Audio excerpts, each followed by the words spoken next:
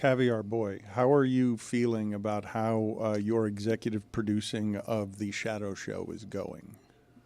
You know, we like to keep the audience guessing. Some days it's on video, some days there's an open, some days the mics just go on. As my dad would say. You never know. You never know. Did you get bad feedback on the leaking sounds that we did? A lot of people evidently, you know how sometimes on Netflix they tell you this movie might give certain people problems with the lights and whatnot? I think the dripping sound we did has an effect on certain people. Yeah, don't do that.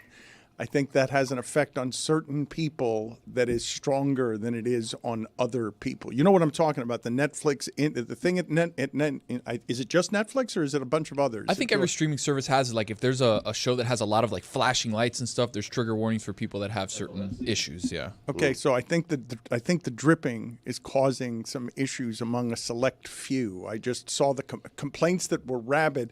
I'm always a little alarmed. Yeah, but how many people complained? I mean, okay, well, you're not aware of any of the complaining. No idea what you're talking about. You don't pay attention to any of it. I'm so just signing coloring books over here. That's all you're doing. Yeah. That's correct. Thank you for finally getting around to that. Today is the very last day. Yeah. So I'm glad that you're finally getting to these things that have been sold. We're making some money off of this, or no? I don't know who's making money off this. I think I was told yesterday. Bimmel said that we're not making any money off of the Stugotz book, the Ron McGill book, or the Greg Cody book. Okay. So why would he make money off of my book? I mean, or any of those books? Why would Bimmel make money off of those books? He's a Meadowlark. Get out of my pockets, Bimmel. I mean, the thing that I was saying is that I don't believe that you are taking any inventory, Chris, of the fact that there are some people out there that the dripping sound gets to them a little more than other people. And generally, when I hear from somebody on something like that, the comment, "I've been with you for 20 years and this is it." If that's the line, how strong was our relationship really? No, but if it's a 20-year relationship, this is why I'm not putting it on the listener. I'm going to put that one on us and say we are underestimating what the dripping sound is doing to certain segments of the population if they're willing to escalate to that level of threat. Over something like this, I'm going to guess that there is a strong relationship there, and there's a very bad relationship with dripping water. I'm going to deflect here. The first time you guys did the dripping thing, Roy was in this seat. Oh, what? Well, that is true. You're saying what, but he's not. It's a factual statement he's making. Listen, I just follow orders. That's all I do. All right? Yep. I was told to play the drip noise. I played it. I tried to stop. I was told to play it again. Yeah. It is possible that somebody, you've heard of Chinese water torture. It is possible that some people in our audience have had some really bad experiences with water. I was going to bring that up, but I didn't know where we were, like, as far as Chinese water torture. I didn't know if that was something we could do. So I was like, so you don't can't do it. But you think a lot of people water torture in our audience have experienced that? I don't think that. Well, I'm with Tony we're on catering to a few. Tony, are you asked? Well, this is one who threatened to quit after 20 years, and it seemed like an escalation that I was not prepared for. Tony, you were afraid that you can't say Chinese anymore? Yeah, because I felt like if I would have come out and say it sounds like Chinese water torture, then the walls would have fallen down, and I would have been like, oh, what am I doing here? Okay. But luckily you said it. So that's playing a little more scared than you need to, I think. Although I understand why it is that I said bum the other day and people had a heart attack. I mean, what do you want me to do? I don't believe there were any heart attacks. There's not been either. This is hyperbole. There's been neither Chinese water torture around here or any actual heart attacks. But I will say. That you know of. That I know of. Right. Correct. Yes. Yes. Thank you, Stugotz. You got it. But I do believe that I speak correctly when I say that you don't have to necessarily be afraid of that. But I do understand why people on the right are tired of being told how it is to talk about every little thing because they don't want the left deciding how everybody talks about things. So I do understand why it is you would like to live a life without fear of offending anybody. But that is not the world we live in anymore. All right, so Chinese water torture is back, Dan. Although perfect. Maybe it is the world we're about to live in again. I think that this is going to make a strong movement toward the, I'm going to call it the right, even though I think it's the wrong. Always comes back to politics with you, It left does. and right. It does. Yeah. That is right. I'm always going to insert it in the show. I haven't talked about it for a couple of days. And you know what else you've gotten relief from? Sports media talk. Haven't heard any of you complaining about that lately.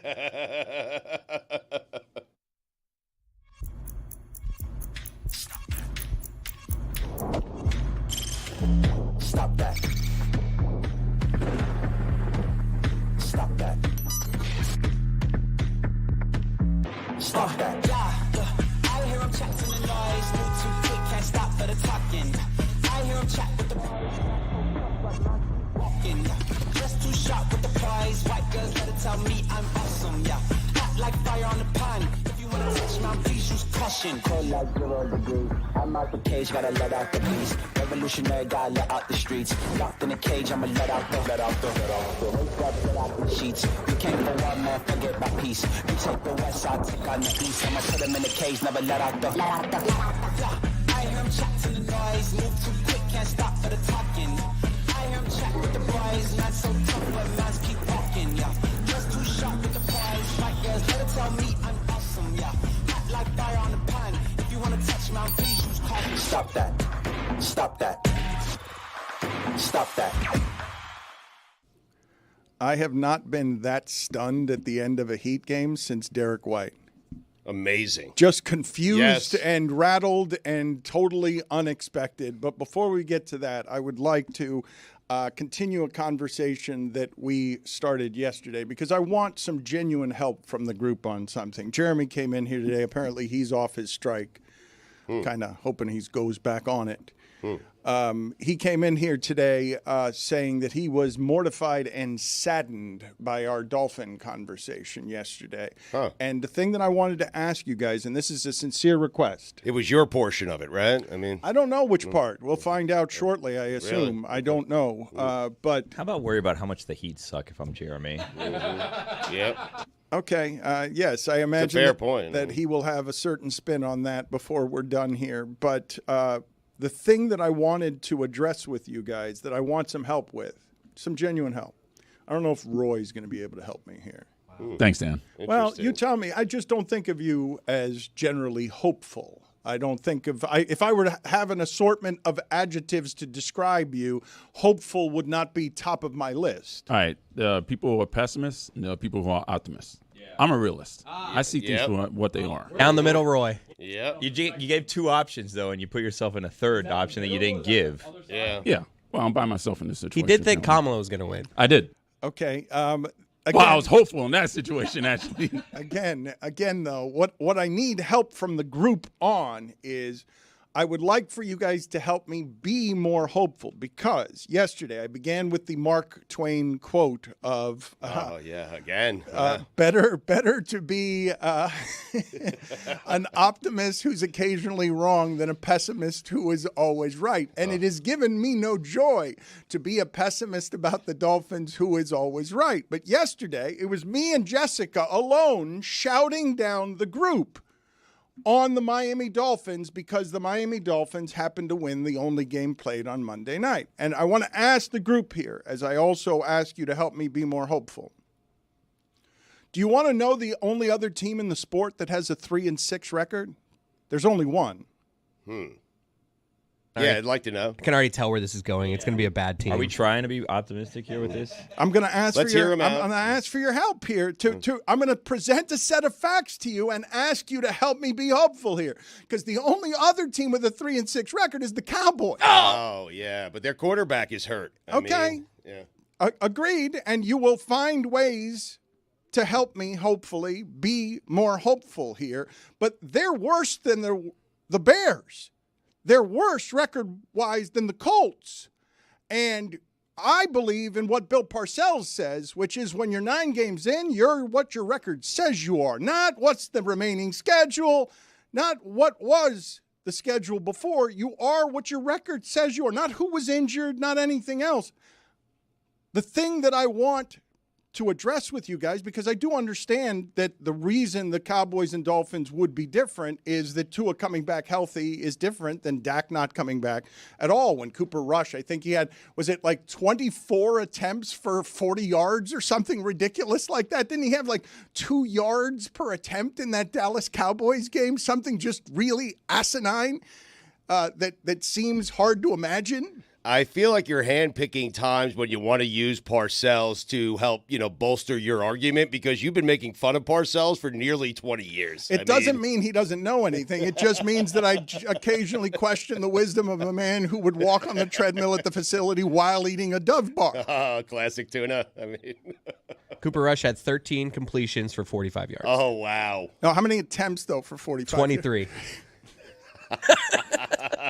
But the sun, Dan, he would have had a touchdown if not for the sun. Yeah, he was blinded. Yeah.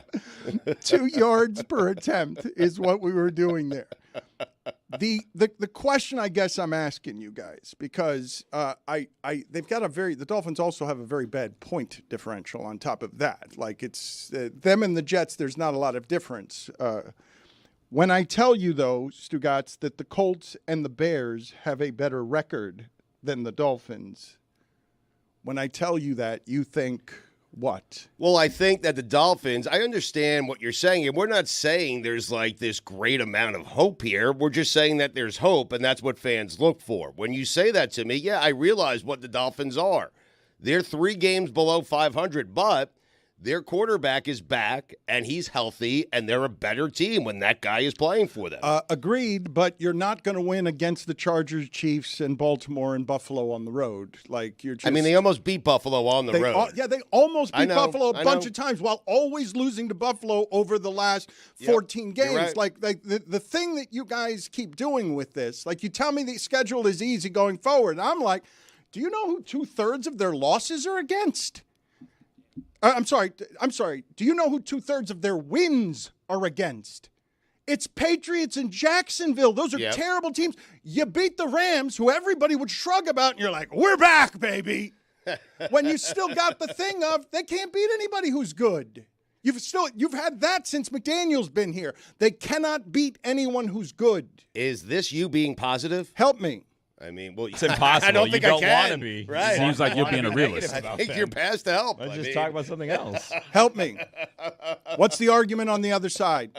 I don't think you'll accept it. That there's more to there's more to a season than winning the Super Bowl. We haven't won a playoff game in 24 years. Just get me that 7 seed, get me in a close game against the Chargers, and that I can find some positive in that. It's not all about, yes, I agree. No one's arguing here that the Dolphins are not a Super Bowl contender. But that doesn't mean that they can't get back to 5 and 6, 2 easy games, win a few more, and get in the playoffs and just have some fun in the playoffs. Put it on the poll, please, Juju. Do 3 and 6 teams have easy games at Le Batard Show? Got a couple ones coming up, but I think the most important thing to be positive about this season, Dan, is we saw Tua have another concussion, scary event on national television, but he's back now, and he's playing well, even leading with his helmet on some tackles. You want to see your quarterback out there making tackles on a pick.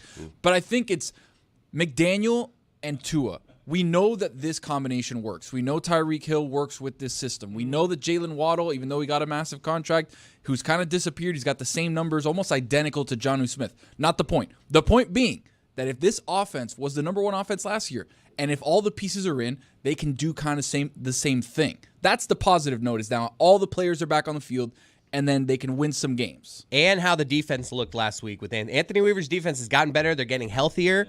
This is a damn good 3 and 6 team. Can you at least agree there? Damn good. Of the 2, 3, and 6 teams, it's clearly the better one. It's got right? more hope. That's a good start. Yes. Of the 2, 3, and 6 teams, I can sign up for that. All right, you're doing better. They Good job. have more hope than the Dallas Cowboys do. Yes. I don't know what Tony's doing there with Jonnu Smith and Waddle. Waddle needs to be a good deal better. That's what I'm saying, but he hasn't been better. But now that Tua's back, maybe he can be better. That's the hope. Okay. Right? You're asking for hope. That's the hope. That's the hope for everyone, yes. I am asking for hope. I would ask you, Billy, as a Dolphin fan, can you give me the proof that we have that they can beat a single good team? Not just this year. Well, they beat the Rams. Not just this year. I mean, the Rams are under 500, Stugotz. I Because understand. the Dolphins beat them and put them under 500. Okay. Yes. Yeah, but they are under 500. Okay, so they're Right. going to lose the rest of the games. I don't know what we're supposed to do to convince you or do if you I don't asked want to you a believe in them, question. don't believe I in asked them. you a Felt direct like we were question. close. I asked you a direct question. Give me the number of times that they've beaten a good team. Not this year. I'm just talking about what's the last time you remember a victory against a good team? Is it the Baltimore fourth quarter game?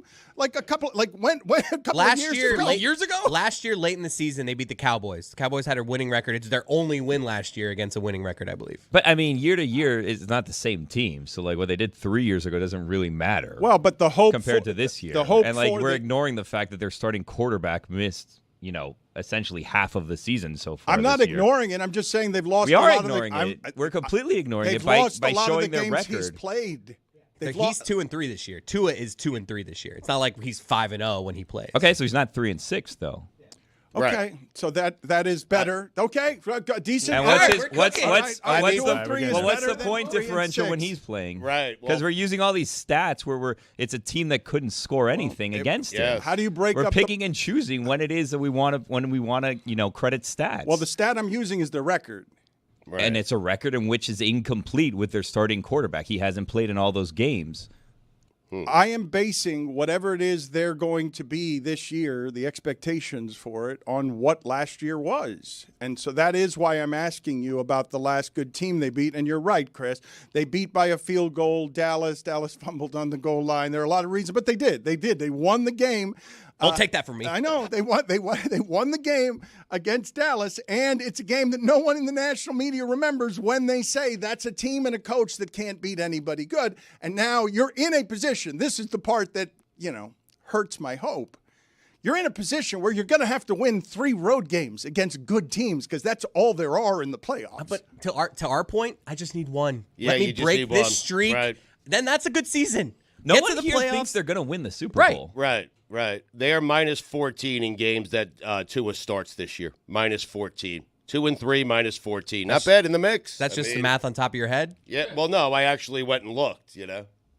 I think you have to do what Billy wants you to do there, though, is parse out the numbers, though, in the Bills game when he was playing before concussion and after concussion it's and a make lot. sure, see Yeah. what the score is there to see if you can get that number to be a little more hopeful. Billy, what are you sour about? Why I'm you- not sour, but you're holding a 24-3 loss against Tua in a game in which he didn't play. Which one's that? The 24-3 loss to the Seahawks. Seahawks, the third game of the season.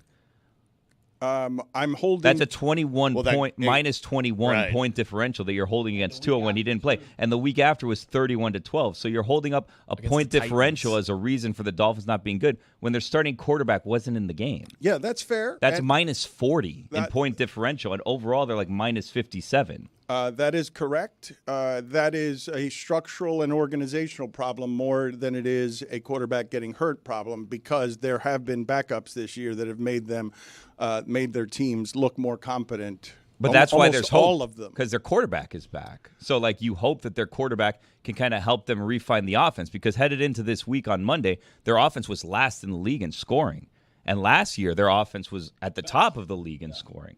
So you're hoping that their offense finds it. But the reason their offense was last in the league in scoring is because they had no plan for their quarterback being down, and the people they brought in couldn't run the offense or were afraid to run the offense. You also have Tyreek Hill, who has multiple injuries. So he hasn't looked electric. And also, it seems like people have figured out, hey, just don't let Tyreek get behind us. And what are we going to do? Let Jonnu get 80 yards a game. What difference does it make? As long as Tyreek doesn't get an 80-yard touchdown, it's fine. Bend, don't break, Dan. Speaking of bend, Well don't said. break, is health the reason that you are hoping in the Dolphin offense because of what they showed you against the Rams? Because in 2 of the games you just mentioned, Tua played great and they lost because their defense allowed Buffalo and Arizona to score more than Tua was scoring, even though Tua was playing fine, playing great, actually. I mean, Dan, there is reason for hope. In the games that Tua did not play, that team did not score more than 10 points in a game except against New England where they scored 15. Since he's been back, Arizona, they scored 27. Buffalo, 27. Against the Rams, 23. The offense is clearly better. Agreed. That's not up for any kind of dispute. What I was asking you is about the defense, because you're encouraged by how they play against the Rams, and I'm like, but what about Arizona and Buffalo? Are you just saying they're healthier now because Sealer's back and Holland is back? That's a reason for hope. Those two guys are important. Don't forget about Kader Kohu. Ooh. Yes, he's not bad. He played well last game. He's not He bad. had a He's not couple bad. He's a plays. good little player. The problem is they don't get any pass rush, right? Their linebackers are slow and can't cover anybody. It almost feels like we're talking about the Hurricanes too. And the defensive secondary is also not good, right? So you stack all three levels of teams not being good in the very important positions on defense, and it's like, oh yeah, they just allow points to anybody. Kohu is a reason for hope. Good little player. I wrote a poem about the Dolphins. Oh, You did? Shit. Really? You did, right? Why are you shitting? You weren't even here earlier this week when he wrote poems. You weren't. I can already Get out tell. of the Guys, way. lay out. Lay out. Okay. In waters deep, where currents flow, the dolphins swim with dreams aglow. Through stormy tides and setbacks past, they rally now. They're built to last. And as the season closes near, playoff hopes grow strong and clear. Debatable. So's built to last. A destiny they've chased with might, the Dolphins rise. They're set to fight. That's it. Why does it feel? Well, Well, now you know why I went, oh, shit. usually you want your poem to just end on the last words as opposed to that's it. Right. Just giving you the show back, just letting you know. But we Thank should you. know when it's over without you having That's to right. announce it. Yes. It shouldn't be because you're tossing me the show back scared because you were drowning in your own spa music. All right. We've talked enough about the Dolphins here. Have we? I think so. Are you convinced? Or? No, not really. But while I wouldn't even like their chances against a Houston or a Cincinnati, I'm not going to deny you the hope of you feel like they might have saved their season on Monday night, and maybe they did because 2-7 would have certainly ended it. Forget about Houston for a second. Let's just focus on the task at hand. And the task at hand is one of the few teams that have less wins than the Dolphins, and that's the Raiders. Okay? Can we focus on that? We can focus on They that. But probably didn't save their season on Monday, but they won. We can't be happy that they won after they've lost so many games. no, That's the confusing part. They've lost 3 straight games. They finally won when they looked better. I am saying that at 3-6, you can actually have the conversation, dumb as it was yesterday, sad as it was yesterday, about are they in the mix because of how bad football is and the AFC is. But you can't really do it at 2-7. You can't really do it when you have the same record as the Raiders. Now, when you ask me to just focus on the Raiders, what ends up happening is, oh my God, I hope Max Crosby doesn't decapitate him. Like, that's when you ask me to focus on the Raiders. I'm like, okay, you guys think that one's easy. All right, you think, oh, the Browns are on the schedule too. You guys think Myles Garrett is going to be easy? Okay, good. I'll go ahead and make sure that that I won't worry at all about Tua's health in those games because somebody can get there in 1.4 seconds. Just watch football and enjoy it, man. Jesus. Okay. It's hard to do when they always lose and never win a playoff game and are then 3-6. And I'm surrounded by people telling me, enjoy it, Dan. Enjoy it. Be hopeful. You could be a Jets fan. I mean, it's kind of the same though. no, it's not. Dan. It's kind of the same. It's not the Jets. same. The Jets have been better more recently. The Jets have been playoff good. I would take the last 40 years of the Dolphins over the last 40 years of the Jets. Yes, you're right. The Jets have been better recently, but I would still take the last 40 years of being a Dolphin fan. Agreed, but I think I'll take the last 20 years of being a Jets fan. Oh, I mean, those 2 years, the Sanchez years. Yeah.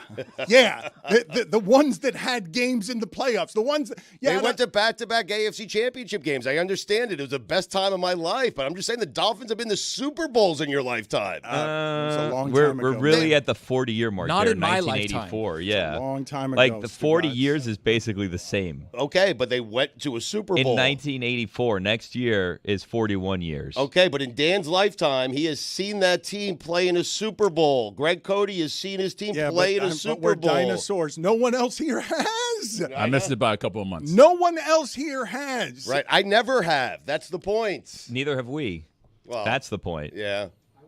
I'm not saying you, though, but Dan has. I am articulating for the audience, the majority of which is younger than I am, and especially among Dolphin fans. I am articulating the frustration of the Dolphin fan who hasn't seen anything good in the last 40 years. And I'm not kidding, man. The Jets the last 20 years have been better. They have. I don't put their records up next to each other over the last 20 years because I told you the other day that the teams in the sport to have lost the most since 2017, Stugotz, are the Giants and the Jets. They've lost 85 times. New York football has been the worst in the world over the last 8 years because those are the two teams. But the great laughingstock in the AFC East over the last 20 years of Patriots, Tom Brady, Bill Belichick dominance is that the Jets and the Dolphins have been fighting each other to be shittier than the other. Like they flip-flop Ryan Fitzpatrick. Ryan Fitzpatrick starts with the Bills as part of them arguing about Ryan Fitzpatrick the way that we argued down here about Tannehill. Because every once in a while he makes a great play or throws a touchdown pass, you can convince yourself with all the hope in the world that your quarterback is ready. And then Tom Brady's winning all the Super Bowls, and the division is one of the worst in sports. To be honest, the Dolphins have actually been 19 games better since 2005. Jets are 127 and 190, and the Dolphins are 146 and 170. And the playoff records? It's important. It's the only reason I'm doing it. Like that's it's a good stat. I'm proud of you. It's a good stat. The fact that you're giving me that suggests that every Dolphin season there on average has been better than every Jet season. I mean, by one game, so it's essentially the same No, thing. but what Over Dan- 20 years, 15 games is not even one game a season. But what They're Dan, the same. What Dan is saying, I think, is he'd rather have the worst regular season record but make it to 2 AFC championship I'm just games. saying the success in the postseason, memorable games, hope that you might. The Jets they had a halftime lead to get to the Super Bowl. In Denver, they had a halftime lead. Well, that was back in 97. They had a halftime lead, 10-3 or 10-0 at Denver. Keyshawn Johnson was on that team, and they ended up losing that game. Yeah. Dolphins are 1-6 since the 2000 playoffs. In the playoffs. Woof. So let's talk about what happened last night, shall we? Here's a positive, Dan. Can't lose in the playoffs if you don't make the playoffs. Boom. Thank you, Billy. That is a good reason for positivity. Erik Spoelstra, was he going to cry yesterday? Did it look to you guys? And I can't imagine that there are a lot of times after a loss that Erik Spoelstra has ever felt worse than that, no matter the stakes in the loss, because it is so very rare for the coach to be that overtly responsible. That coach. With a mistake. Yes. Any coach, you've got people on your staff that are there to tell you how many timeouts you have. Like, you're paying people for that. In a salary cap sport where things are equal all over the place financially, the places where it is you could get some advantages are what is your data department? Where are your coaches? What are they doing different than other people? You have people on staff whose responsibility is to tell Erik Spoelstra during timeouts how many timeouts he has left, and at the end of games what the situation is. He doesn't have to keep all that in his head. It is not like somebody did not tell him how many timeouts there were. That's not what happened there. Erik Spoelstra didn't have timeouts, and that's not even by itself. That's not even the only thing that shocked me there, Stugotz. Them getting a dunk at the rim with a second left isn't anything that I'm expecting late in the game, because the play that's been called up from the sideline leaves you for Bam to get dunked on. You're asking Bam to do his job there, but that shot can't be at the rim. That shot's never at the rim with 1 second left, and that happened to them last night. I think that's what made Spo crazy, right? He must have already heard from one of his guys, hey, we don't have any timeouts, don't call any timeouts, there's 1 second left, let it run. And then he told everybody in the huddle, watch for the back screen, Okay, if they throw something at the rim, watch out. Don't be the last guy on defense and get screened where somebody's going to dunk over your head. Then it happened, and then his mind exploded. He snapped and was like, "Timeout! That's it. That's out." That's right. He did the He had slow nothing. move of like, I'm going to walk halfway onto the court, and he's just like, oh, He shit. just lost it. Well, that's exactly right. Tone, this is what's so rare. And it hurt me to read like the third and fourth paragraph of the story. Him losing it is shocking, though. That coach, that guy losing it in that situation is shocking to me. Stugotz, this one is super interesting to me for a number of reasons. Audience, do you guys know how rage works? Because it'll short circuit your ass. And he was so mad that there was a dunk on the rim on him on 1 second left. I told you guys, you cannot allow that he absolutely misplaced his mind. But the third and fourth paragraph of every story I read on Erik Spoelstra was voted by his peers the best coach in the league. Voted by his peers by an overwhelming margin. The single best coach in the league. And this is he did not sleep last night. This will haunt him for the remainder of his life. I'm not kidding you. Yes, it will. Billy, what are you making faces about? Do you understand how this human being cares? What are you making faces about? You don't know what it's like to care like this about anything. Billy, this is a coach. The reason this feels so bad is Spo cost them the game. There aren't many times throughout It's Spo's the 10th game of the season. Oh, the pressure. I know. Billy. But the coaches hate it, The though. pressure of the in-season tournament. Well, got I to know, him. yeah. That's now right, it's the gonna IST. affect their NBA Cup now. their It's standings only a in second the one. Playing for a Emirates title, NBA yeah. Cup. Now they're going to have to figure out how we get in the group stage into the teams of 4 and then single elimination. It's on Tuesdays and Fridays and the prestigious Emirates NBA Cup. Let's hear from Spoelstra as he's broken. And you guys tell me if you think he's close to crying here.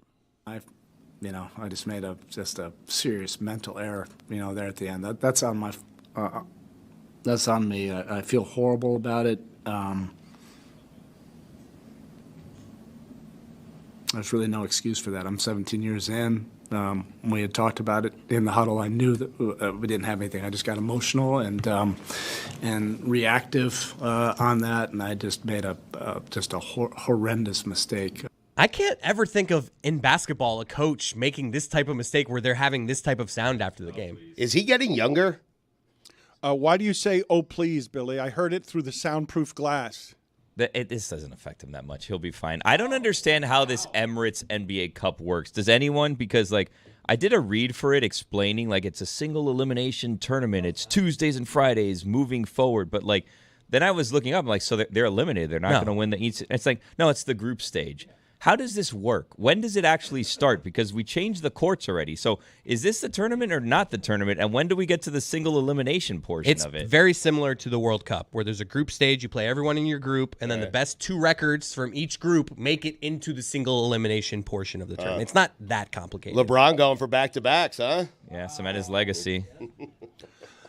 Billy, do you have answers to your questions? Do you care about the answers to your questions? I was trying to find it last night. I couldn't figure out how this actually works. Nobody likes the courts, right? Nobody likes that? Or do people like that? Do people like the courts, the way that it looks? No. Are you seeing celebration of the colorful courts? Everybody making a lot of Boise State jokes? It feels like just a lot. When you're watching the game, I was watching the Heat Pistons game last night, and I was trying to look at it, and I was I was losing my place. I was looking into the stands. I was looking down. I was where am I? It's better than the red last year. The red last year was really bad, Burned too. my cornea. Yeah. Just picture Tony in his living room where's the ball? I'm what is that Duncan Robinson?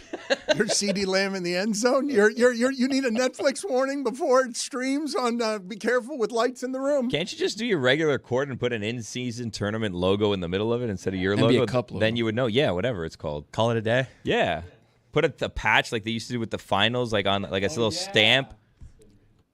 You guys are arguing that the NBA courts are so progressive that they're overstimulating young people? Yeah. Kind of like the dripping.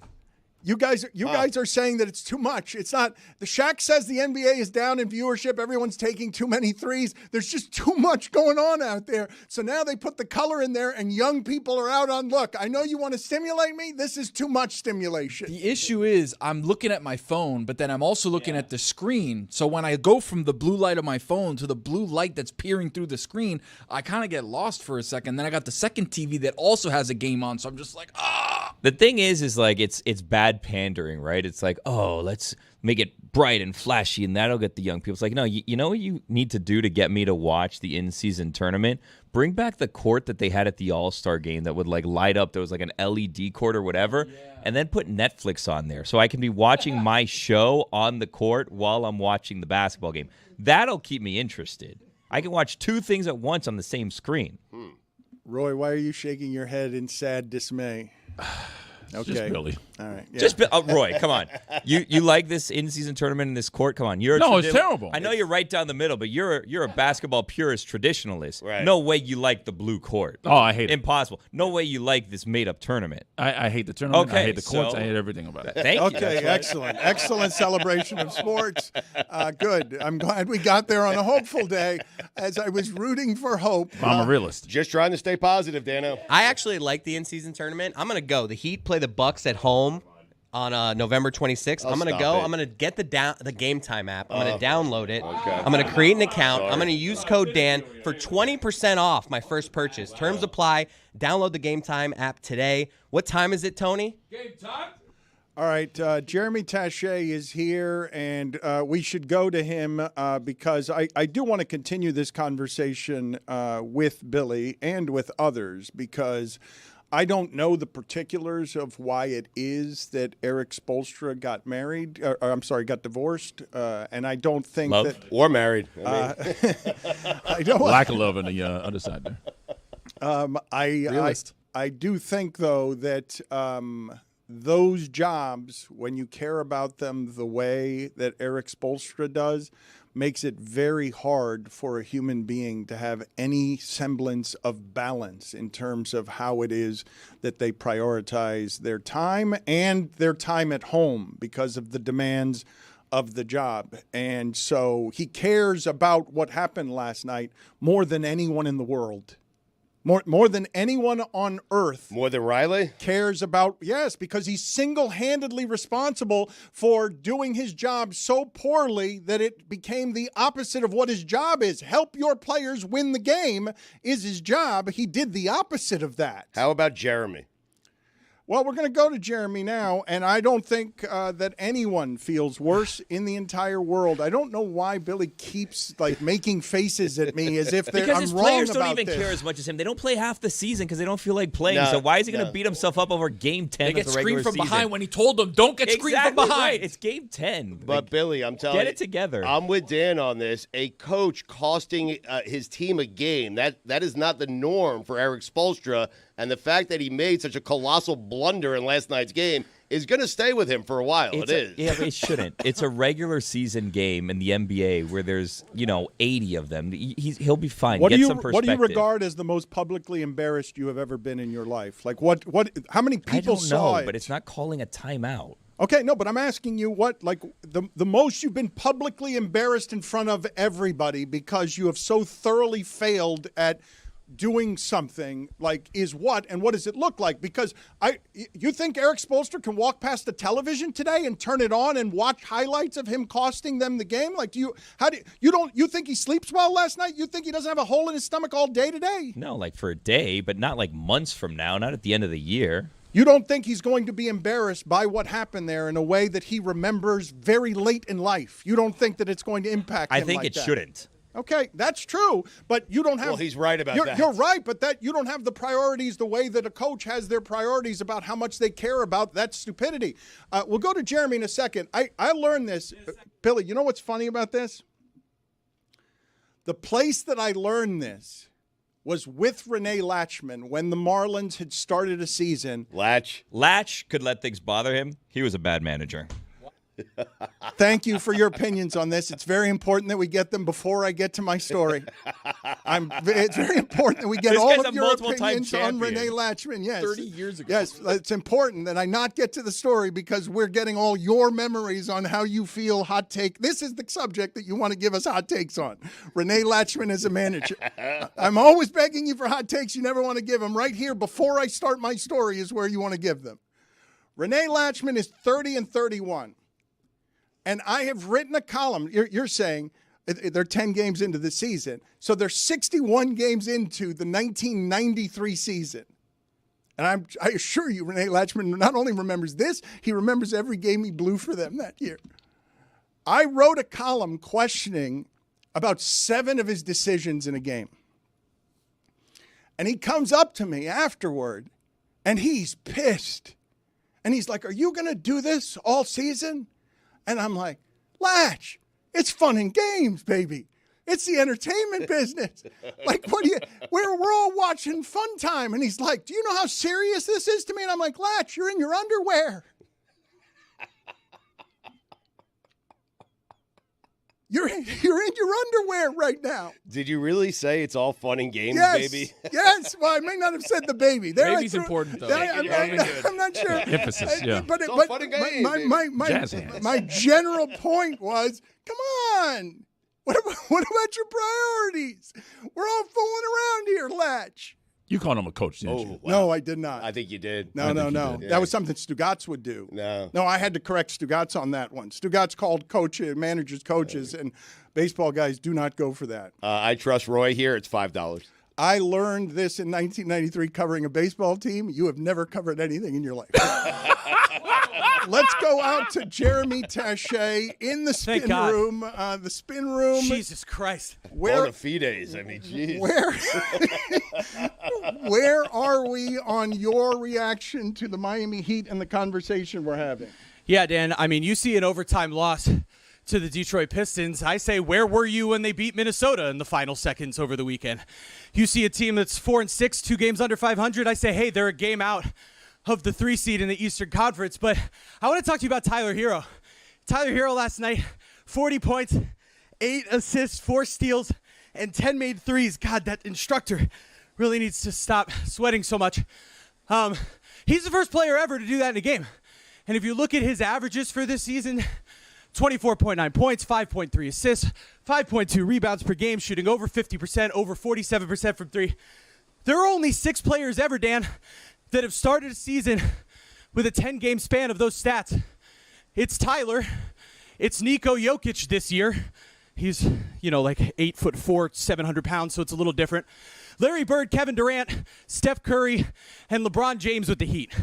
Tyler Herro's putting together an all-star campaign, Dan. He's been spectacular. No one's ever had those numbers over a full season. The closest was Steph when he was back-to-back MVPs with the Golden State Warriors. A lot of thigh. Yeah, good. You're welcome. Getting a little too much thigh, I would think. He goes good. Good. You're welcome. I feel like I've just been sexually harassed. You're welcome. You know what? I'm going to file a complaint. Are you? Dan, I've been spinning for 22 minutes. You're going to file a complaint? I should go back on strike. What is this? Good. You're welcome. After I've complained about your amount of thigh at work. You just said a lot of believe thigh. You didn't say it was a good thing or a bad thing. If you said, hey, that's too much thigh, I'm offended, I would have said, oh, I'm so sorry. But a lot of thigh, hey, look. You thought some people like it. You thought it was a positive, what he was saying. Yeah, absolutely. Oh, okay. I did my job. I look good. I'm sweating a lot. Right. 21 minutes and 50 seconds now I've been going. Just waiting. But we had to redo the conversation on whether or not the Dolphins are any good. You're right, though, that Tyler Herro was great last night, great in the fourth quarter. All the more reason this one's going to haunt Spo for the rest of his life. Yeah. Like, Yeah. you guys 6 think I'm threes joking. in the fourth quarter, Dan. You guys think I'm joking. This one's going to wake up Spo years from now. The Herro game. He's going to be in bed. He's gonna, oh, what did they do? You guys think I'm kidding. Time out.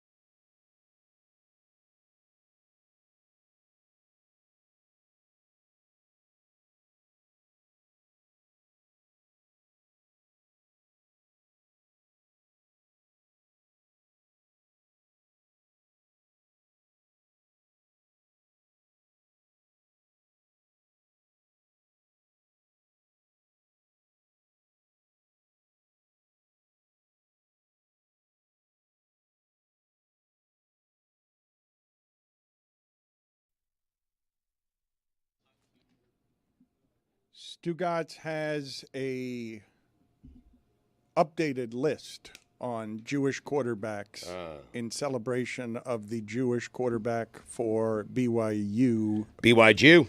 BYU. Is anyone making those T-shirts? Because if they are not, I believe those T-shirts are something that should be made because this is the best BYU team we've seen in a minute, the most relevant BYU team that we have seen in a minute. Probably, can I dare say this? I'm going to say, am I going to go back to either Ty Detmer or their undefeated seasons of Steve Young to go back and find Brigham Young teams that might be as good as this one? I think Steve Young, Ty Detmer, Robbie Bosco, all those teams, right? You have to go back to like the early 80s to find a BYU team that was this good. What was the last BYU team to win the championship? Was it the undefeated one, late 80s Vote that won the national championship that was 13-0? Maybe I think so. 90s. We will look that up in a second. But Stugotz has another list, and we will get to it in a moment. I want to get to the Mike Tyson-Jake Paul fight as well. And there was a fight in hockey last night in the Panthers game that I want to get to. BYU won it in 1984. I believe it was Ty Detmer. No, Ty Detmer was after that. Wasn't it? Yes, that's not Ty Detmer. Maybe Robbie Bosco. Great quarterback name, by the way. It is a great quarterback name. Put it on the poll at Le Batard Show. Is Robbie Bosco a great quarterback name? Chris, I was surprised and delighted in the last segment because you did almost effortlessly and proudly a read of a Game Time app, Game Time ad that was professionally done, segued well, and your reading was, much to my surprise, excellent. Huh. However, you made what I'm going to call a tragic mistake, and I don't think I'm overstating it.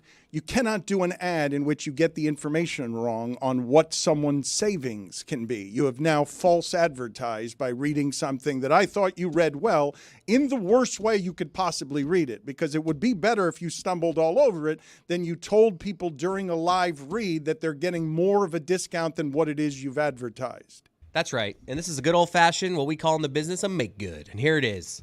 Download the Game Time app, create an account, use code Dan for $20 off your first purchase, which is a huge savings. Yes. If you're, but not as huge as 20% off, which is what you said. It honestly depends on how cheap the tickets are. Mistakes happen. Honestly. I mean, yeah. So I don't know. But it was a mistake by me. Right. Use code Dan for $20 off your first purchase. Terms apply. Download the Game Time app. And we remind you, Tony, what time is it? Game time. Is that going to haunt you forever? I mean, I'm like Spo. I'm like Billy, how Billy thinks Spo is. I'm good. Yeah, you'll Shake be it fine. off. Yes, that's right. That is why you're not as excellent at coaching as Erik Spoelstra He's is. won 2 titles. Like, get over it. should have won 4. I mean, That whatever. is, we digress. you're not wrong. Billy, and We you're were not promised 8. and you're not wrong either. Like, yes, Erik Spoelstra should be gentle and forgiving on himself in a way that is humane and kind and decent to himself based on a lifetime of success. He will not be. It is not the way that human being is built. I mean, they're going to lose plenty of games this year. Why let this one be the one that bothers him? Billy, you are right as a life coach, as a therapist, as a philosopher. You are correct if you're trying to lead Erik Spoelstra to happiness. To sanity. But it's not how he wins championships. Well, it's a cop-out. He's going to be like, well, the whole season fell apart because of this one. It's like, no, it's all the other losses, bud. You should have been a better coach all those other games, too, not just the one loss. I'm a little wasn't the timeout that derailed this season. I'm a little confused. Jimmy playing 40 games this year. I'm confused why Billy's confused about this. He rarely is the reason that they lose. Like this was him. Well, It's on him, yes. if you that's believe the in difference. coaching, he's always the reason. That's they the lose. difference in other Third losses. quarter adjustments. I will tell people some of the stories in the relationship that Pat Riley and Erik Spoelstra have because it is a fascinating relationship, at least in part because Spoelstra, not unlike Billy, Mike, Chris, and Roy, grew up in a professional environment where Riley was daddy. And the way that Riley lives is there is winning and there is misery. I do not think of Pat Riley as a happy person. And he's done a lot of winning because there's so much misery around the way that these people care that makes winning feel like a relief sometimes instead of a joy. Erik Spoelstra learned at Riley's knee and has had so much success that he he'll brawl with Riley in a way that is healthy and the way that you might think of a father and son arguing because of what we're talking about here, where Erik Spoelstra knows no other basketball life other than working under that man, and that man knows you cost them the game last night. Like, in a way that is a real suffering for these guys who care about, can I get this guy this much of an advantage so he could be a better player? It's not even that Spo minds the televised embarrassment. It's not even that he cares deeply about his job.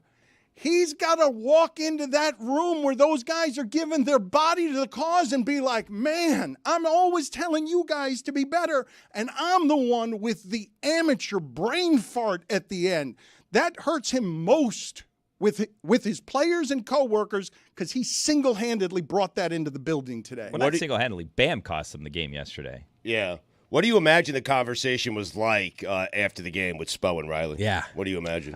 Riley probably knows how much he's going to wear, right, and takes it easy. I assume they don't talk at all after that. And I would further assume that if Riley dares to talk to him, it's to offer him comfort and support because as a coach, he would know how bad that would feel.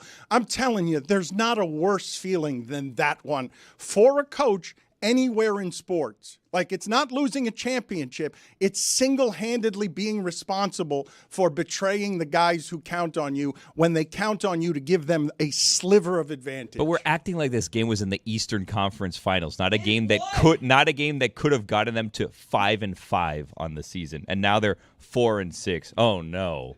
In a season where there's understandable pressure given where the core is at, you have a game like that one where you were getting blown out of the building by the Pistons early in the game. You claw all the way back. Tyler Herro has one of these types of games that get you back into it. They get to overtime. Tyler hits a go-ahead bucket with 2 seconds left. And just purely out of the frustration and confusion as to how a play happens, Spo loses his mind and not just like calls a timeout, oh, it doesn't happen, they get a technical. With the rule being they get the ball back, that ends the game. So this could have been a game that goes to double overtime. Tyler leads him back. You feel great. You're on a 6-game road trip where now you get to 5-5 with back-to-back games against Indiana. You're feeling so much better than you did at the start of this year where things have been weird. And now that game ends up a loss despite all the good things to take away from it. Those are the types of games that do keep coaches up at night. I think that everything that Billy is saying is totally reasonable. And I think what Erik Spoelstra does for a living is not. And the way that it has to be approached is not. Like, Billy is absolutely saying, come on, coach, have some perspective. Right. And I'm sitting here thinking to myself, maybe the Derek White game felt that bad because of the stakes involved, who you're playing. Different for Spo, though, because that wasn't necessarily 100% his move. This is one of the only times in basketball where a coach can make a move that directly costs their team the game or at least the opportunity to win the game because it would have just gone to double overtime. Well, get it together because you have another NBA Cup game coming up, and we can't let this one affect the rest of this group stage of the tournament. Like, get it together, Spo. We can't let this keep us up at night. Like, focus on the next game against the Pacers. Mm-hmm. Billy, I would actually... Imagine if this season unravels because of this. Yeah. Because he can't get it together. Yeah. That's not what we need. Yeah. We need now more than ever for Spo to be a leader against the Pacers. Move on. I would actually like to have you lead us into a lighter, more joyful tomorrow by being the life coach. I know you're trying. And I would say that there is great learning to be done in the wisdom that you are presently giving Erik Spoelstra, who I'm sure is listening to this show right now. Probably not. Because he wants to consume every single thing today that's being said about an intergalactic brain fart. I would tell him don't listen to anything today. Coach, if you're listening now, turn it off. Yep. I mean, put it on mute. Like, we don't want our, ratings to be affected, but like put it on mute and walk away. But don't listen to anything else. Not today, buddy. I think that buddy felt a little condescending, the same way that my Renee Latchman baby felt condescending. It was a buddy. Like, we're friends. You like, didn't say it like take that. a mental health I day. didn't say it like you know that. What I mean? I did say latch, you're in your underwear. I did not say it's all. That's something you would say. It's all fun and games, baby. Is not what I said to Renee Latch. Tidy whities for Latch, we assume, right? Oh, yeah, absolutely. Who would say it that way? Because I'm going to make a musty reference, but I sounded like Telly Savalas. I sounded like Kojak. I don't know why. Like Greg. I don't know why I threw a baby at the end of that story. I don't know either of those people. Wow. That's unfortunate. Terry what? It is Kojak, and his name is Telly. Telly, not Terry. He looks like a kind of like Muppet. Pitbull. Telly Savalas. He looks like Dana White. Yeah, silent T on the last name. Yes, Bezos kind of. Go ahead. Yes, it's just another bald guy, the keeper for Atlanta FC that got caught Joe in the Rogan. net. Just anybody. Guzman. Yes, anybody. Pinhead from Hellraiser. Go ahead, video. Find Telly Savalas for us. Kojak. Kojak was of a time that was so cool, Tony. You guys wouldn't even understand that he was a detective who solved cases, and he did it while sucking on a lollipop. How's that? Yeah, cool. How's that? And he was bald. And America loved him because he solved stuff while bald, and he would say things like, "Who loves you, baby?" If Greg brought him up, you would crush That's him. This guy was correct. born no in doubt. 1922. No doubt. Agreed. Yes. Agreed. But Yes. it's the last time that I can remember someone. It's like Dracula. He does look Dracula. like Bela Lugosi. Oh, he's And great. I love that the photo they're using is black and white, as if Kojak wasn't on television that had color. But The first episode was in 1973. who else would use the phrase baby famously at the end of a sentence, though? Austin Powers. Okay, that Yeah, would have it's a good been one. yes, thank you. Yes. But he does say it facetiously. I guess he does try and say it cool the same way that Telly did. Old Telly did. Ellie Tavalis. I am right now a child. I'm on the floor as a child. I'm a 6-year-old watching this because my dad loves it. And Kojak was the coolest back then. Telly's name was Aristoteles. Oh man, you got to keep it the way that it was. You can't make that Telly. That name, his actual name is better than Telly. It's cooler than Telly. I like Telly. I like Telly too, but how do you spell what you're saying there? Aristotle, what? It's like Aristotle and then L-I-S at the end. Aristotelis. Aristoteles. Aristotelis or Aristoteles? I like that. That's pretty strong. He's Which do you he's like Greek better? American. Put it on the poll, please. Juju at Le Batard Show. Cooler name, Telly or Aristoteles? Can you guys find for me the fight from last night's Panther game? They lost last night. Stugotz. They had the longest winning streak in the sport, right? It was 7 games. Can you tell me, is Winnipeg converting on half of its power plays? Is it up to half where they're converting at like a rate greater than McDavid? I told you yesterday, watch out for that team. You did say Yeah. that. The Panthers lose last night, and the fight was pretty epic. If this happened in basketball, we would raid the facilities with a bunch of authorities and never allow anyone to play basketball again. But it's hockey, so we just watch it and enjoy it. 42.2% on the power play. Jesus. Yeah, okay. So they just score every time they've got a power play. Watch out. Yes, watch out for the Jets. Not Stugotz's Jets, the other Jets. I actually want to play this with the sound because it has a funny call. So let's hit this, guys. And now we've got a trumpet of blows. Heavyweight battle. Adjuvant throwing blows with Brendan Dillon. Wow. Oy, oy, oy. Yeah. These are two tough customers.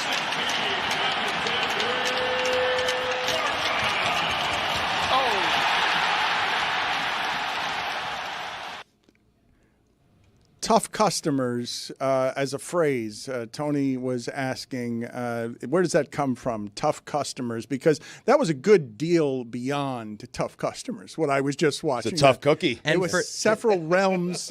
Put it on the poll, please, Juju at Le Batard Show. Tougher, cookies or customers? For the audio audience, the Panther somehow wins the fight while having his jersey over his head.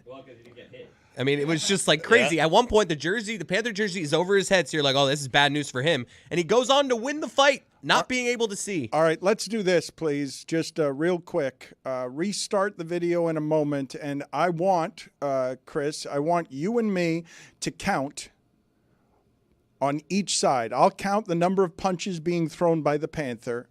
You count the number of punches thrown by the New Jersey Devil. Okay. And I will just cover this with you because the video audience can see what we're showing, but the audio audience doesn't understand that this fight, Roy, you help me with this. Yeah. This is super unusual to see these two guys throw haymakers, not just these two guys, but any two guys throw this many haymakers just holding on to each other. This is an unusual length for this to last without anyone getting in the way or anyone going down. Nah, this looked like a late 80s, early 90s fight.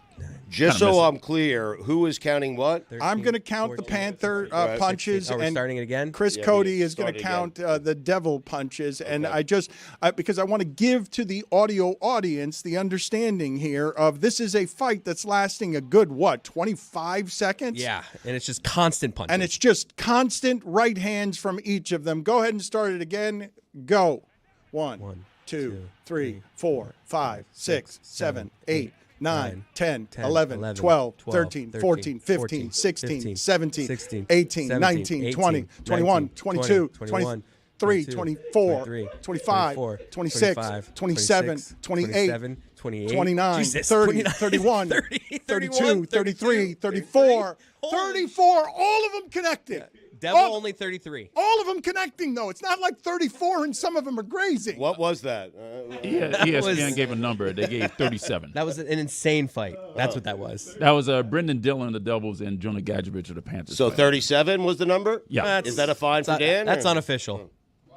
It was lots to guts. I don't know if you think you're being helpful here. You're not. I mean, You're not. The Devil switched hands mid-fight. I was trying to organize it. Who's Left counting jab. who? I mean, The messier it is, the funnier it is, the more ridiculous it is. I don't know why this is the moment you want order all of a sudden. I just wanted to find you. Today is the day you've decided, okay, everybody, let's get it together and do this correctly. Order, I say. Who was that? That was from Titanic. Ah. The guy, when there's people are going crazy and he has to shoot in the air because they want to get on the boat. He's like, order! Order, I say! You have a lot of Titanic impressions. I'm a child. It's a good flick. Stop on it every time. I've never seen it. Overrated. What? I know how it ends. I'm good. Yeah. Put it on the poll, please, Juju, at Le Batard Show. Is Titanic overrated as a movie? Tough customer is an idiom that refers to a person or thing that is difficult to deal with. But why? Why are they called? Because sometimes customers, Dan, They're tough. pain in the ass. Wait, is your definition of tough customer just a customer that's difficult to deal with? That is, he looked for a that's what it formal says. devil That's a definition. definition, right. Yes. He And wants I read it. origins, I read right. it beautifully, by the way. Who said that did. first is Right. what kind of weird. Right. Yeah, I'm not looking for what tough customer means. I know what tough customer means. See, a customer is someone who purchases things. I'm Right, trying yeah. to figure out how it is that the customer became so tough that all of a sudden I'd be watching a fight where someone is taking 35 blows to the face, and the phrase that I'm using is "that's one tough customer." Well, Tony told you. I mean, Did you guys know Ving Rhames was Kojak? Tony That's said when the you were only talking about Kojak I Kojak, he know. goes, I thought What? it was Ving Rhames. That's the only Kojak I know. Bing Rain, Crazy. 2005. When was he? Did he do a remake of Kojak? Oh yeah. He did? Oh yeah. There was a- 33% on Rotten Tomatoes, but he did it. There was a black Kojak? Yeah, Since so when you said Kojak, I was like, oh, Ving Rhames is black. When? And then I saw that guy as a Dracula. It's not the same guy. Roy, I'm asking you this question because you're a buff of trivia, not because you're black. Did you know that there was a black Kojak? Yeah. Okay. 9 episodes, that show. Gone too soon, Dan. Blowjack. What? Bojack. Bo Jackson? Blowjack? Black. Yeah, I understand. Thanks, Chris. Co-Black was right there. In 1984, Robbie Bosco was the quarterback for BYU. Trevor Maddich was the center. Wow, no wonder he talks about BYU all the time. Gosh, this guy. I didn't realize that Trevor Maddich was on the undefeated team that, again, at the end of the season, you know how they decided? A bunch of sports writers got together and just said, they're champions. That's how that got decided back then. Here's a name on that team that you'll love. Vi Sikahema. What a team. How much of our audience is learning right now, in the day of Kojak, people just wandered over and voted, yeah, I think they're the best. That's how we decided the champion in college football. Like 60 sports writers were like, yeah. Sometimes there were ties. Oh, yeah. I mean, is it crazier than saying, like, I think this is the 8th best team in the country right now? No, we still do it the same. Yeah, it's crazy. just as ridiculous, but you guys make fun of me every time I say the championship measurements are The stupid. bracket throws me off. Enough of this bracket. It's weird. UM is 9, but they're 4th in the bracket, so they're really 4. Right. Georgia's on the outside looking in, but they're ranked ahead of Boise State. The whole thing is Wait, weird. you guys aren't in on this? I'm in on this 12-team playoff. It's I just love the confusing. bracket. Right, I love that's it. I love that everyone's still in it. No, I've completely flipped my opinion on this because before the season I was railing against it. I liked college football the way it was, but I am sold on it. You It's just the ripped it. The way they present it is a little bit confusing. Yeah, the That's all. presentation Yeah, could be that's all I'm cleaned up saying. a bit. There is an interesting thing here. This is not the best crew to discuss it with, though, because the divide that we have on our show is, to me, where it is a lot of people in college football are, where you have Lucy and Mike and Jessica rabidly arguing over the details, and Stugotz wandering over, just being like, yeah, I like 7 teams. I think I could put this one here and there. And I think a lot of people are doing it the way Stugotz is doing it. Like, including the committee. yeah. Tell me when it's all over. There are the people who care rabidly and will argue about this nonstop. Yep. And then there are a lot of people who are like, yeah, I care plenty on weekends, but not as much as you. And I'll see you in a few weeks or a few months when the games are being decided. And all of them are welcome in the tent. I just think that one group gets really frustrated by the other. And I don't think it's Stugotz caring enough to get frustrated by Jessica, Lucy, and Mike and the way that they care about this, which is totally different from the way Stugotz cares about it, which is just give me a tournament with Alabama and the 5 teams that beat Alabama. And even if Alabama's got 5 losses, I just want to see Alabama play the SEC teams. Yeah, do it against Alabama. I mean, listen, I don't criticize them for taking it so seriously. They should not criticize others for not taking it that seriously. But that's what happens whenever somebody cares deeply about something that someone else doesn't care about enough except to criticize. Like, that's the whole thing. The whole game is somebody cares deeply. You never care. You only care enough to bitch about it, and you don't know anything. People get frustrated by you being that person. The quarterback coach for that BYU team, Mike Holmgren. Yeah. I might not know anything about the college football playoff rankings, but I do know that ultimately, because it's a TV product picked by the TV network, the matchups are just going to be whatever sets up for the best possible storylines, right? Like, there's no way that they're not factoring that in when they're picking a 12-team playoff now, because ultimately, like, you look at it right now, Tennessee sitting at 8, they have a matchup where if they win, all right, it's Josh Heupel against his former quarterback and Dylan Gabriel. You have Alabama and Indiana, which is interesting because it's the team that's never been there against the team that's always there. Ultimately, it's a TV product, and now that it's not just 4 teams, they're already on SEC Network doing the groundwork to make you believe that a 1-loss Indiana that loses to Ohio State shouldn't be as valuable as a potential 3-loss SEC team, because it's about their tie-ins, their networks, their conferences, and the best possible storylines. I think, didn't McAfee have someone on yesterday, a committee member who said, she said, I believe. Yeah, it was Heather Dinich. A 3-loss SEC team, sure, I'd put them Right. in. Well, you said ultimately a made-for-TV product, always been a made-for-TV product, and always been a made-for-TV product that does a very good job of disguising that it's a made-for-TV product, because you want it to be about merit, argument, sports discussion, and we're still doing it the way the sports writers did, where they're just like, yeah, I think them would make a good story. and we're pretending that it's something else, but no, it's a bunch of people getting together and giving you exactly the menu items that you want so that you can be entertained, because it's all fun and games, baby. But we've also learned that, like, rewarding the record doesn't work. Like, we've had a lot of blowouts in the 4-team playoff system that were not competitive games. Correct. Because it's like, hey, let's put this team in because they deserve to be there. Let's give them a seat at the table. And it's like, oh, no, they're not as good as an SEC team after all. That is my concern. Of the 12 teams, how many of those teams actually have a real chance of winning a national championship? Well, this year more than ever. This year, say. yes, I would agree. And it's totally different than it has been. And the secret sauce that the NFL has that college football does not have is, in the NFL, they're really all kind of equal. Every single weekend. College football is closer to that. But you guys know who you think are the best 6 teams in the country. Like, you know who you take and put there. We'd all largely agree. And then the other 6 will surprise us to make some sort of, or will or won't surprise us because one game samples. But all of us would agree on whatever the best 6 or 8 teams are that will get in easily. And now we'll just argue about the other 4 as opposed to arguing about just 4.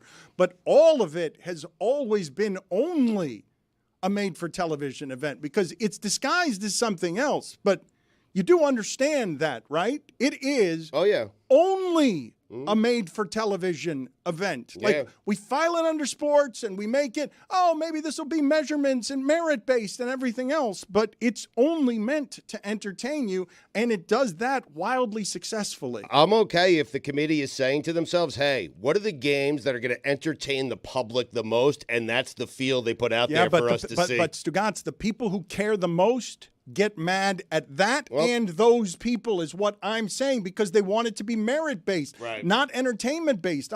What I'm saying to you about what we're discussing is it's the source of tension between people who care about something deeply. It's the source of tension between Spo and Billy. Yeah, I mean, there's no tension there. I'm fine. I'm trying to help them out, tell them to relax. Exactly right. Yeah. And I would say, by the way, the people that get frustrated are the people that were arguing that FSU should have been in the playoffs last year.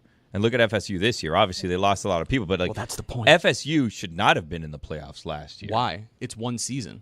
Because one they season got where blown they win out in their every bowl single game. game. They lost by like their 60 points. They lost their quarterback. So that's why they deserved shouldn't have been. They deserved it based off merit. You win every single game, you're supposed to be there. That's why we're saying it's a made-for-TV product. And that's not necessarily a bad thing for the result, because ultimately, look, I was the guy caping up for undefeated UCF in 2017, right? But the team that went in ahead of them was the team that was led by Jalen Hurts to the college football playoff as a 4 seed that ends with one of the great college football moments of Tua throwing a pass at the end of the game to win it over Georgia, a 4 seed that ultimately wins, that was a 2-loss Alabama that was picked ahead of an undefeated UCF.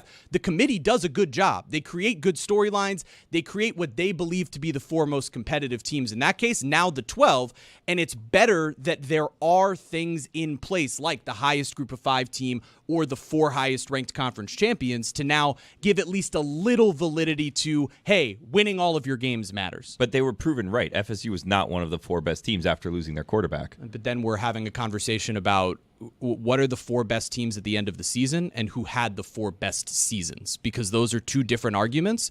And if the whole premise is the season doesn't matter, it's about peaking at the end and having a resume that's good enough for me to argue you're now one of the 4 best teams, that's different than the rest of professional sports. It's necessary here because of the disparity between conferences, but it's not the same as arguing that any of this is merit-based. Stugotz, I didn't expect when we began today to end up in a discussion about last year's FSU Seminoles when I can enjoy this year's FSU Seminoles being 1-9. 9 L's, yeah. Norvell spelled with 9 L's. Yeah, 1984 BYU team, their wide receivers coach, Norm Chow. By the way, Dan, I don't know if you intentionally did this or not, but we found a reason for hope for you in the last segment. I don't even think you're aware of it. Yeah. You said that the big difference between college and the NFL is that NFL teams are all essentially the same. So if all the teams are essentially the same, then 3-6 team is something to be hopeful for if they're all in a level playing field. I was actually thinking about this. I would like to rank the NFL teams. Wow. I think that would be great. Like, imagine this Thursday you have number 6 Washington taking on number 8 Philadelphia. Well, they are kind of ranked. I know, but it would be really cool if we did that. Like, where would you rank the Dolphins right now? They're getting healthy at the right time. I think you guys should do that on God Bless Football. Maybe we will. You can go the anti-FSU argument, right? FSU was undefeated, but they lost their quarterback, so they're out. Yes. The Dolphins, hey, they have 6 losses, but who cares? With Tua, they're 2-3. The offense is looking better. They're actually the 10th best team in the country. Yeah. Stugotz, Chris has told me in my ear that you have something on your lip. Can you look at me here? I cannot see it. I cannot see what might be. Sure. What is it? Oh, no. No, don't eat it. No. I'm hungry. No way! Was it a booger? Oh no! What was that? Might have been spittle. I hope it was no, spittle. it wasn't. No, that had a consistency to it that wasn't watery. No, It was delicious. Oh God! No, you guys need to on video. You need to isolate that. And Chris, I need you to isolate as well, please, the sound that the announcer made in the middle of that Panther Devil fight. The single sound that that You have more of that? announcer made. I don't know what that was. Roy, did you see what that was? No, on thank God. Stugotz's lip. Did any of you see? That was a solid piece of something. That was not water. That was not dry mouth. That was not. It could have been dry mouth because I had that bread that we have on Wednesdays when I walked in today. That's all I had, and I haven't drank any water, so it could be whatever. Whatever it was, it's in my belly. That was not spittle. That was something that was solid. It's something that's being digested right now. And what you just did was deeply unpleasant. Billy, are you disgusted? Or are you mortified? Or are you just par for the course? God Bless Football is going to rank NFL teams now because I don't dislike Stugotz's Be fun. idea.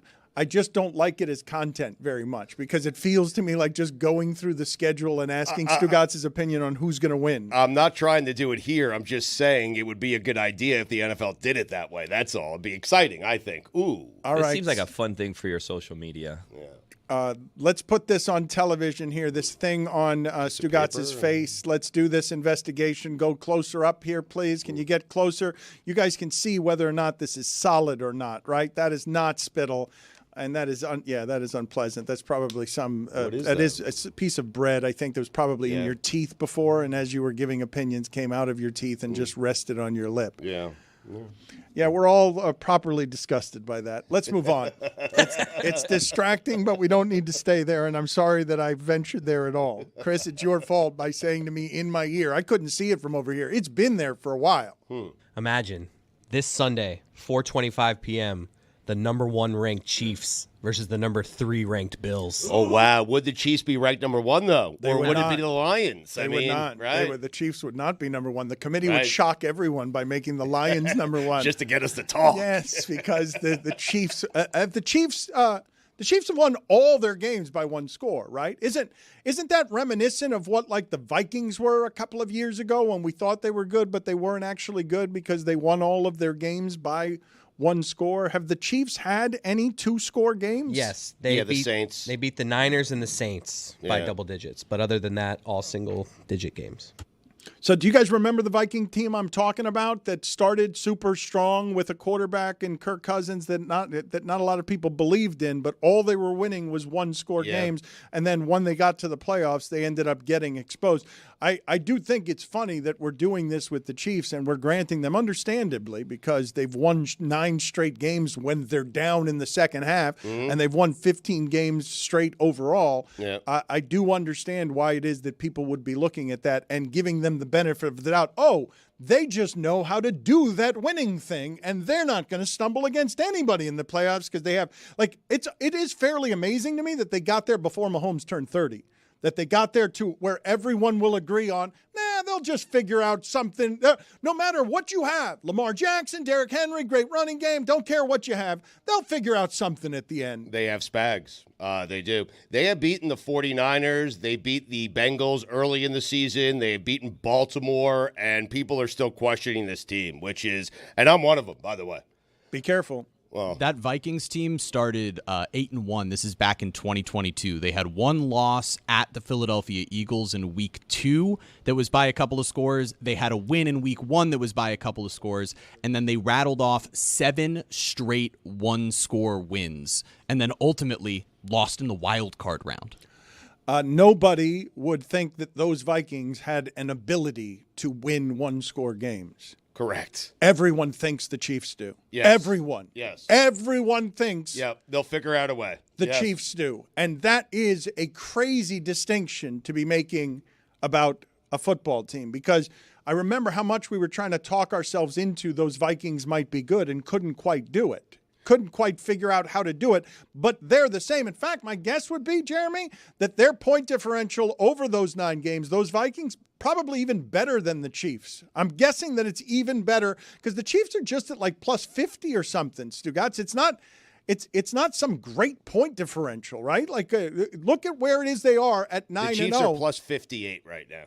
I mean, that's crazy. 9 games, 58. But they're just, all they do is win close games. And I Yes. think I guess what I am saying to you is most of my life outside of maybe Brady, ever since I got into the arithmetic of sports, the Bill James and how it is that you do the measurements, most of my life, winning one-score games is not an ability. Right. Michael Jordan, like there are just a few legends where we say, oh, that person has an ability to do that, that no matter who you are on the other side, you're going to lose to that person. Even if you're MVP Lamar Jackson, I'm going to be watching the game and everybody's going to be watching the game. And just like Brady coming down the field at the end, you've left him too much time. Yeah. You've left Andy Reid, Mahomes, too many ways to still beat you, and they will. I expect it. Or you left them enough time and they'll block a field goal. Well, Peyton got cute there. Peyton, did you see Peyton? You're right. 1 second left. Yes. I want only 1 second left. Watch how I do this. 1 second. Not 2 seconds, not 3 seconds, 1 second. The Vikings were plus 32 that year through 9 games. Okay, even worse.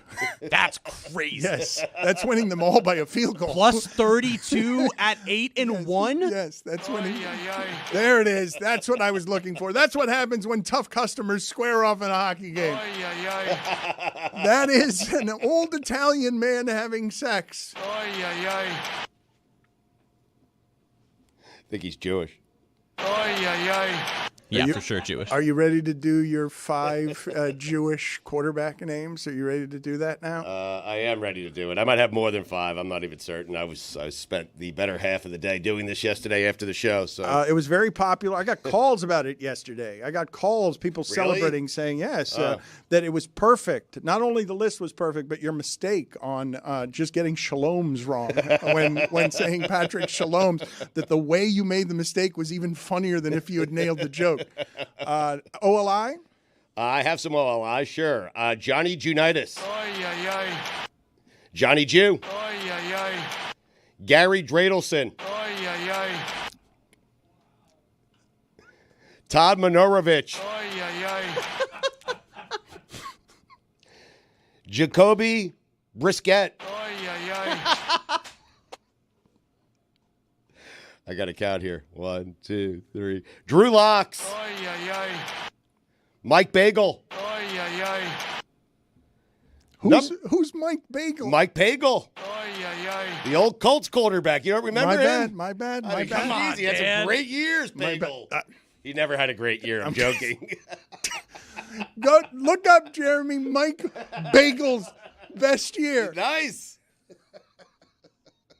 I totally forgotten about Mike Pagel for very good reasons. Yeah.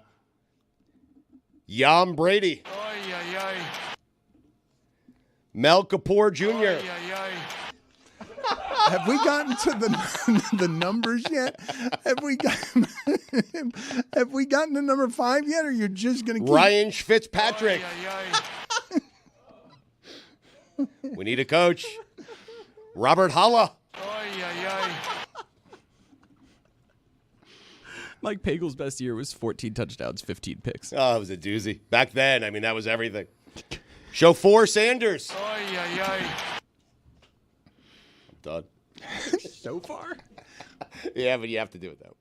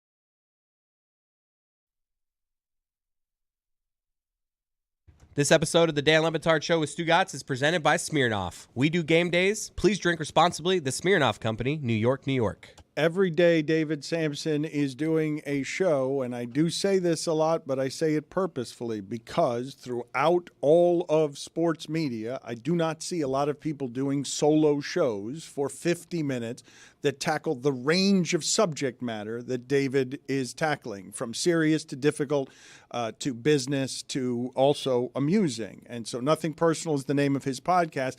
And now David has gotten, with some confidence, pretty comfortable telling me when he thinks we haven't done a good show or where we fall on the wrong side of arguments. And I don't even know which way he's going to go with this, but he was complaining to me about the fact that he found yesterday's Dolphin discussion, which continued today, exasperating. But I don't know why it's exasperating. Do you guys have any theories on how it is that we've exasperated him? Because I'm guessing you guys being hopeful about a 3-6 team is something that he's going to be laughing about. But I don't actually know which way he goes on that. I mean, I could see him also thinking you're ridiculous for thinking, if they're not a Super Bowl contender, they should just punt on the whole season. Right. Samson, your thoughts here, and welcome.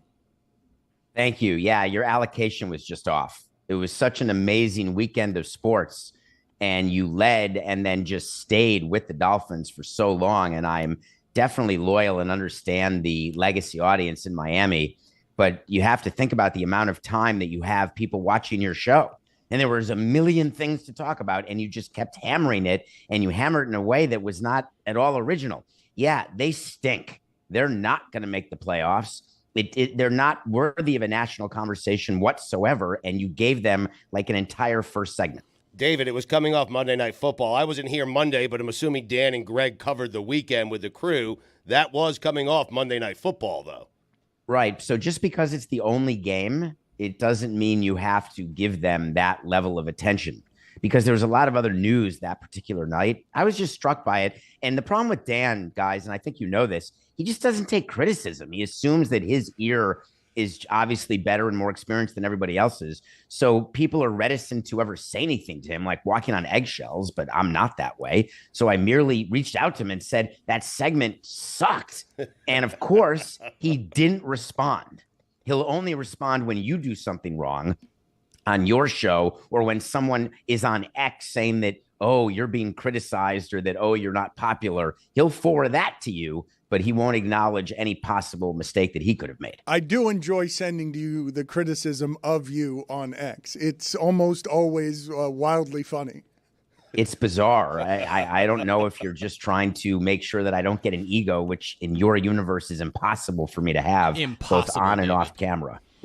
Literally impossible, which is hard to subjugate my ego, what I have to do in your universe. But yes, it is bizarre, whether it's 3 a.m. or 7 a.m, or most likely at 8:02 a.m, when you text me what somebody who has 4 numbers at the end. The irony is you'll tweet back and say, oh, way to go, John 46969. But yet when it's about me, you'll act as though it's the number one most important criticism of all time. Because it is. Anybody, I support anybody who's critical of you. What else? I think I'd like, though, for you to come by. I do think I'd like for you to come by and just tell us everything we did wrong the day before. I'd be happy leaving 5 minutes for that a day, where you're you need more than that, where Dan. you're our ombudsman on bad news judgment we've had, where it is we failed as a show. I think people would enjoy that from you. I'm just trying. I listen to the show every day, and I think it's important to listen to a show that you are emotionally, fiscally, and just invested in all the way to my bones. And I wish that everyone would listen to the show who has an investment in the show, because it's important to understand it. And it's not a perfect show. And you have to be willing, although you've been doing it for 20 years, which is amazing, and you've been in the business longer than I, it doesn't mean that you're perfect.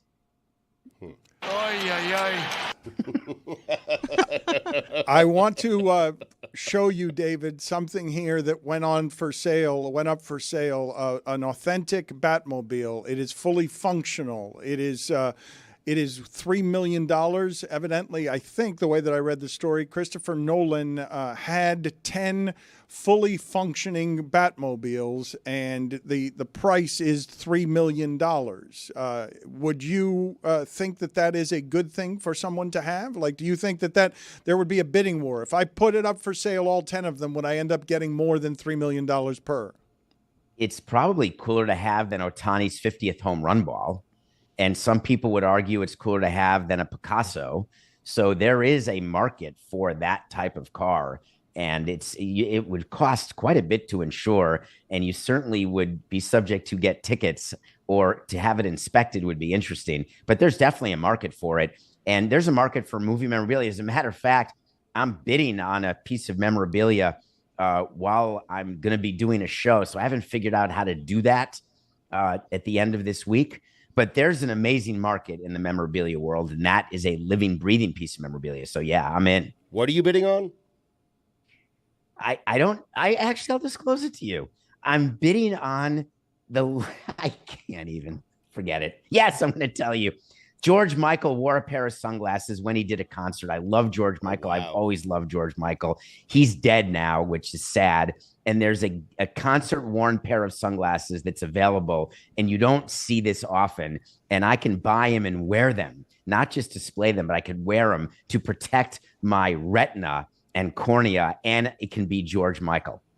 So I'm trying to buy it. Dan, you have to drive up the price. You have to. Well, I saw you and Billy and Chris scheming in order to get that answer. And what surprised me is you guys really cornered Samson, because he's clever. So Samson didn't want to tell you what it was because he knew the moment he told anybody the price was going up publicly. However, what governed him there is the priority of, man, I answer all the questions. I'm never afraid to answer any of the questions. And so he just, it's not like he didn't see the three of you coming. He saw you coming, right, and he gave the audience the information anyway, even though now it's going to cost him. Yeah, it's going to actually cost him. We telegraphed our pass.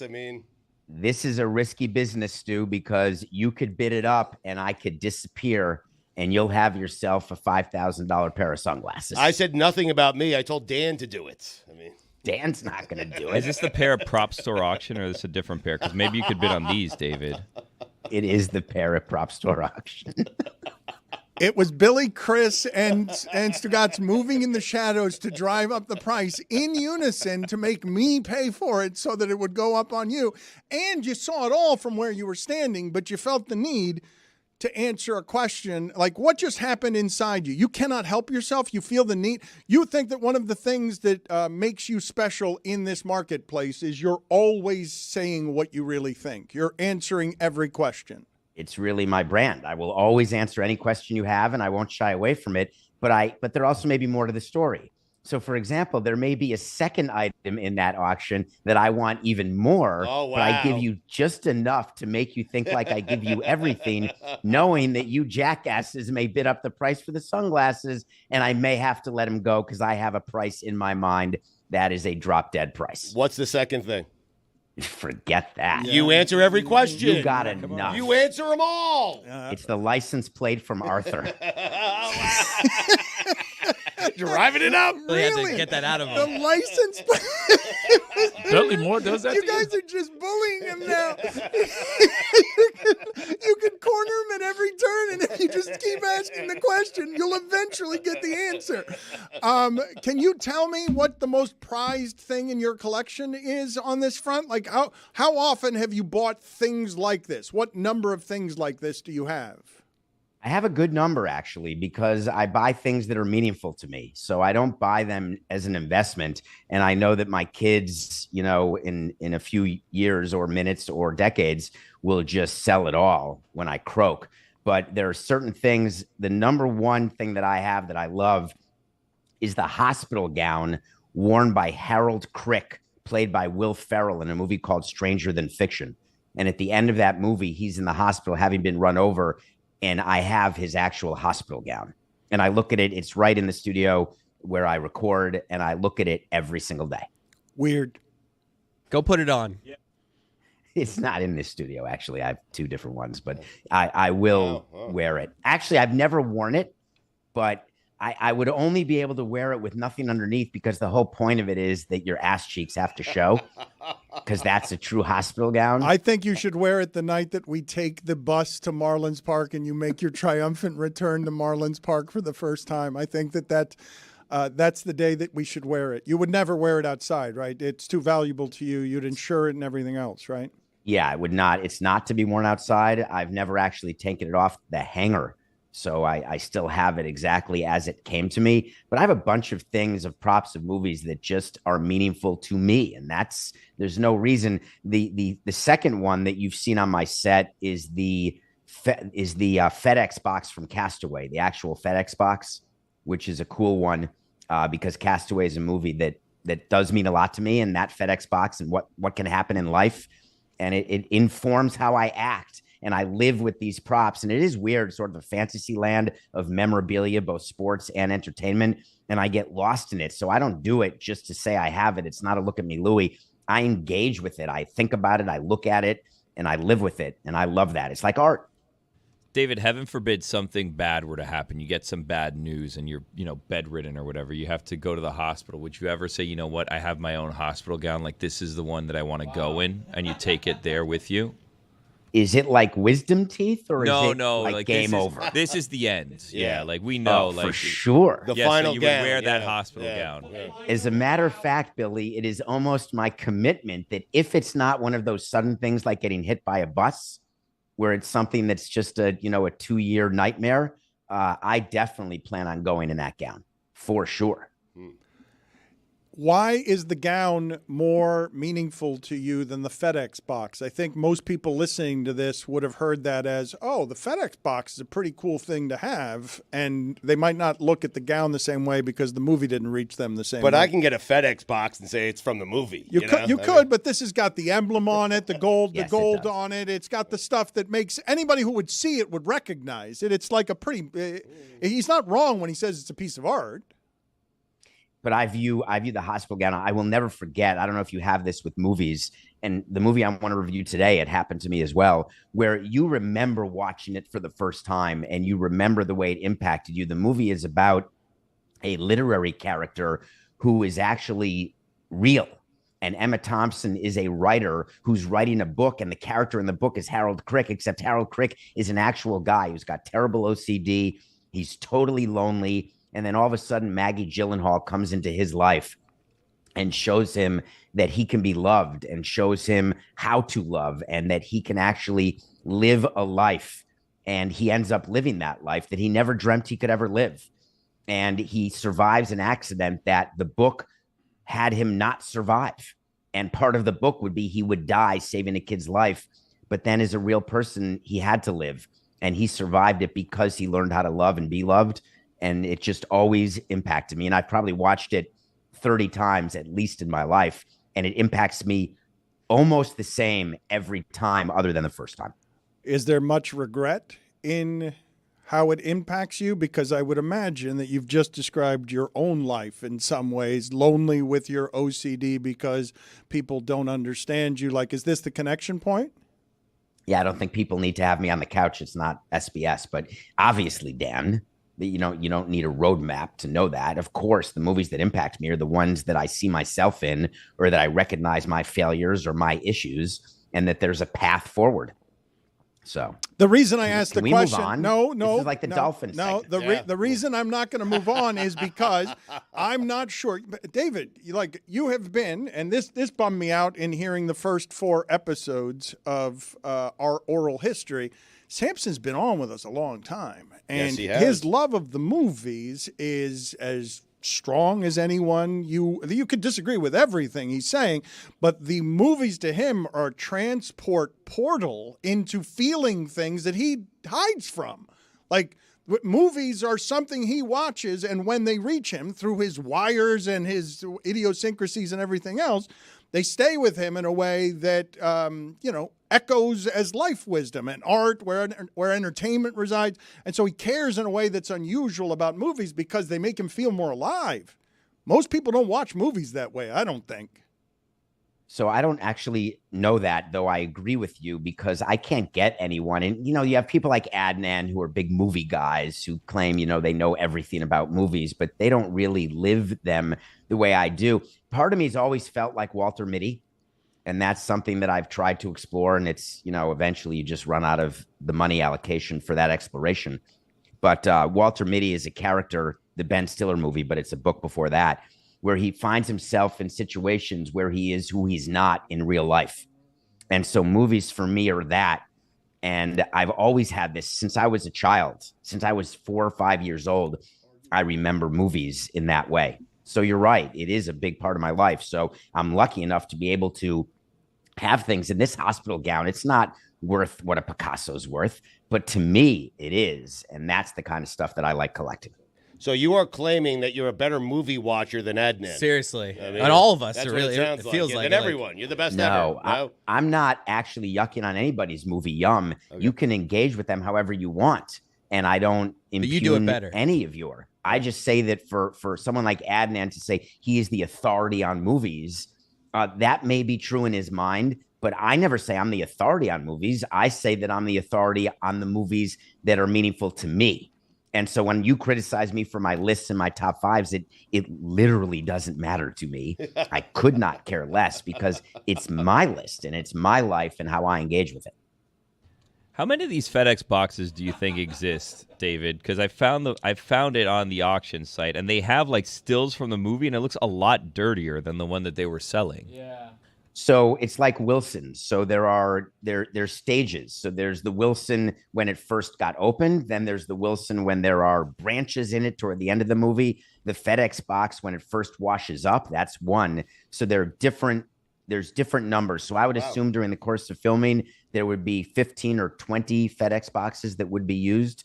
And same with Wilson's. There are some that there's only one of, like the pocket watch that he had from Helen Hunt. The watch. So you have to just know how much of what there is. But again, I'm not looking for the FedEx box to go up in value. It's not a stock that I purchased. I look at the pocket watch or the FedEx box or the hospital gown as just something that I love to be in my midst every day. And something you'll die in. I mean, well, the gown is. Billy just gave me the great idea. I'm actually gonna have to put that in my living will for the scores of people. The kids who are don't gonna want be it. There. You said the kids are going to throw it. You said the kids are going to just sell it. Buried in it. Are you really going to wear these George Michael glasses? Because, like, I don't know that you can pull these off. They're a lot, these glasses. I want to try. And you're right. I wore at some time during college, I wouldn't wear a cross earring, but I wore a dangling ballerina earring. And I have stubble from time to time. It's all from George Michael. He was sort of a style person who I always respected and loved and couldn't necessarily pull off. But I think these glasses have a shot. I really do. That was shocking what he just revealed ballerina. There. You wore a dangling ballerina earring in college? Who were you trying to be? And I say George that as Michael. as George Michael. Well, thank you. But I wanted to be George Michael. I'm ready to acknowledge that. I'm open about saying that. I have great love for George Michael. It's just that not since I wore suspenders and used a pocket watch in college has someone's style been less like what someone's style should be than what it is you were going for in college, while I was going for something in college that was not that. But even I, with my suspenders and pocket watch, would laugh at you wearing a dangling earring. I'm not saying that everybody got it, but it didn't matter because I loved it. And I had to take it out when I went home. I wasn't allowed to have an earring.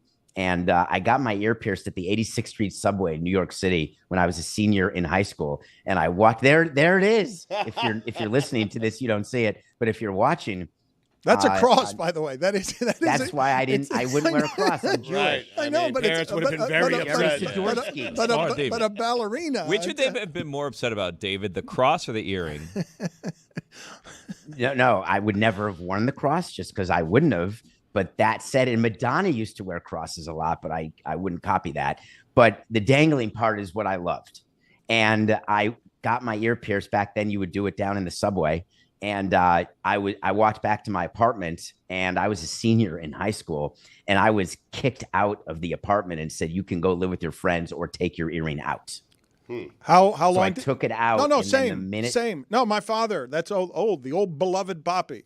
Yeah, got drunk one night in Daytona. Got an ear pierced. Your dad? No, me. Oh. Thank you, Billy. The funny visual, though. Poppy getting one. Well, that's why he did it. You think he was confused about that? I love this for David, by the way. I'd just like to say. How do you love it? Do you think he should go back to it? No, I love that he wanted to do it and he didn't. And he, judgment be damned. He was going to wear the ballerina earring if he wanted to, and he's going to get the George Michael glasses if he wants to. And he's not going to care if you guys are trying to bully him or make fun of him. That's about how he's done his entire life, though. I mean, that's who David is. Yeah, but except it's who he is until his parents tell him to take it out, and then it's not he's who a he place is. to live, It's though. who I mean- David's always been, right up until his parents did what Get your my ass dad outta did. here. My dad was like, "You will not come home with that. That's not that. You will not live here with an earring."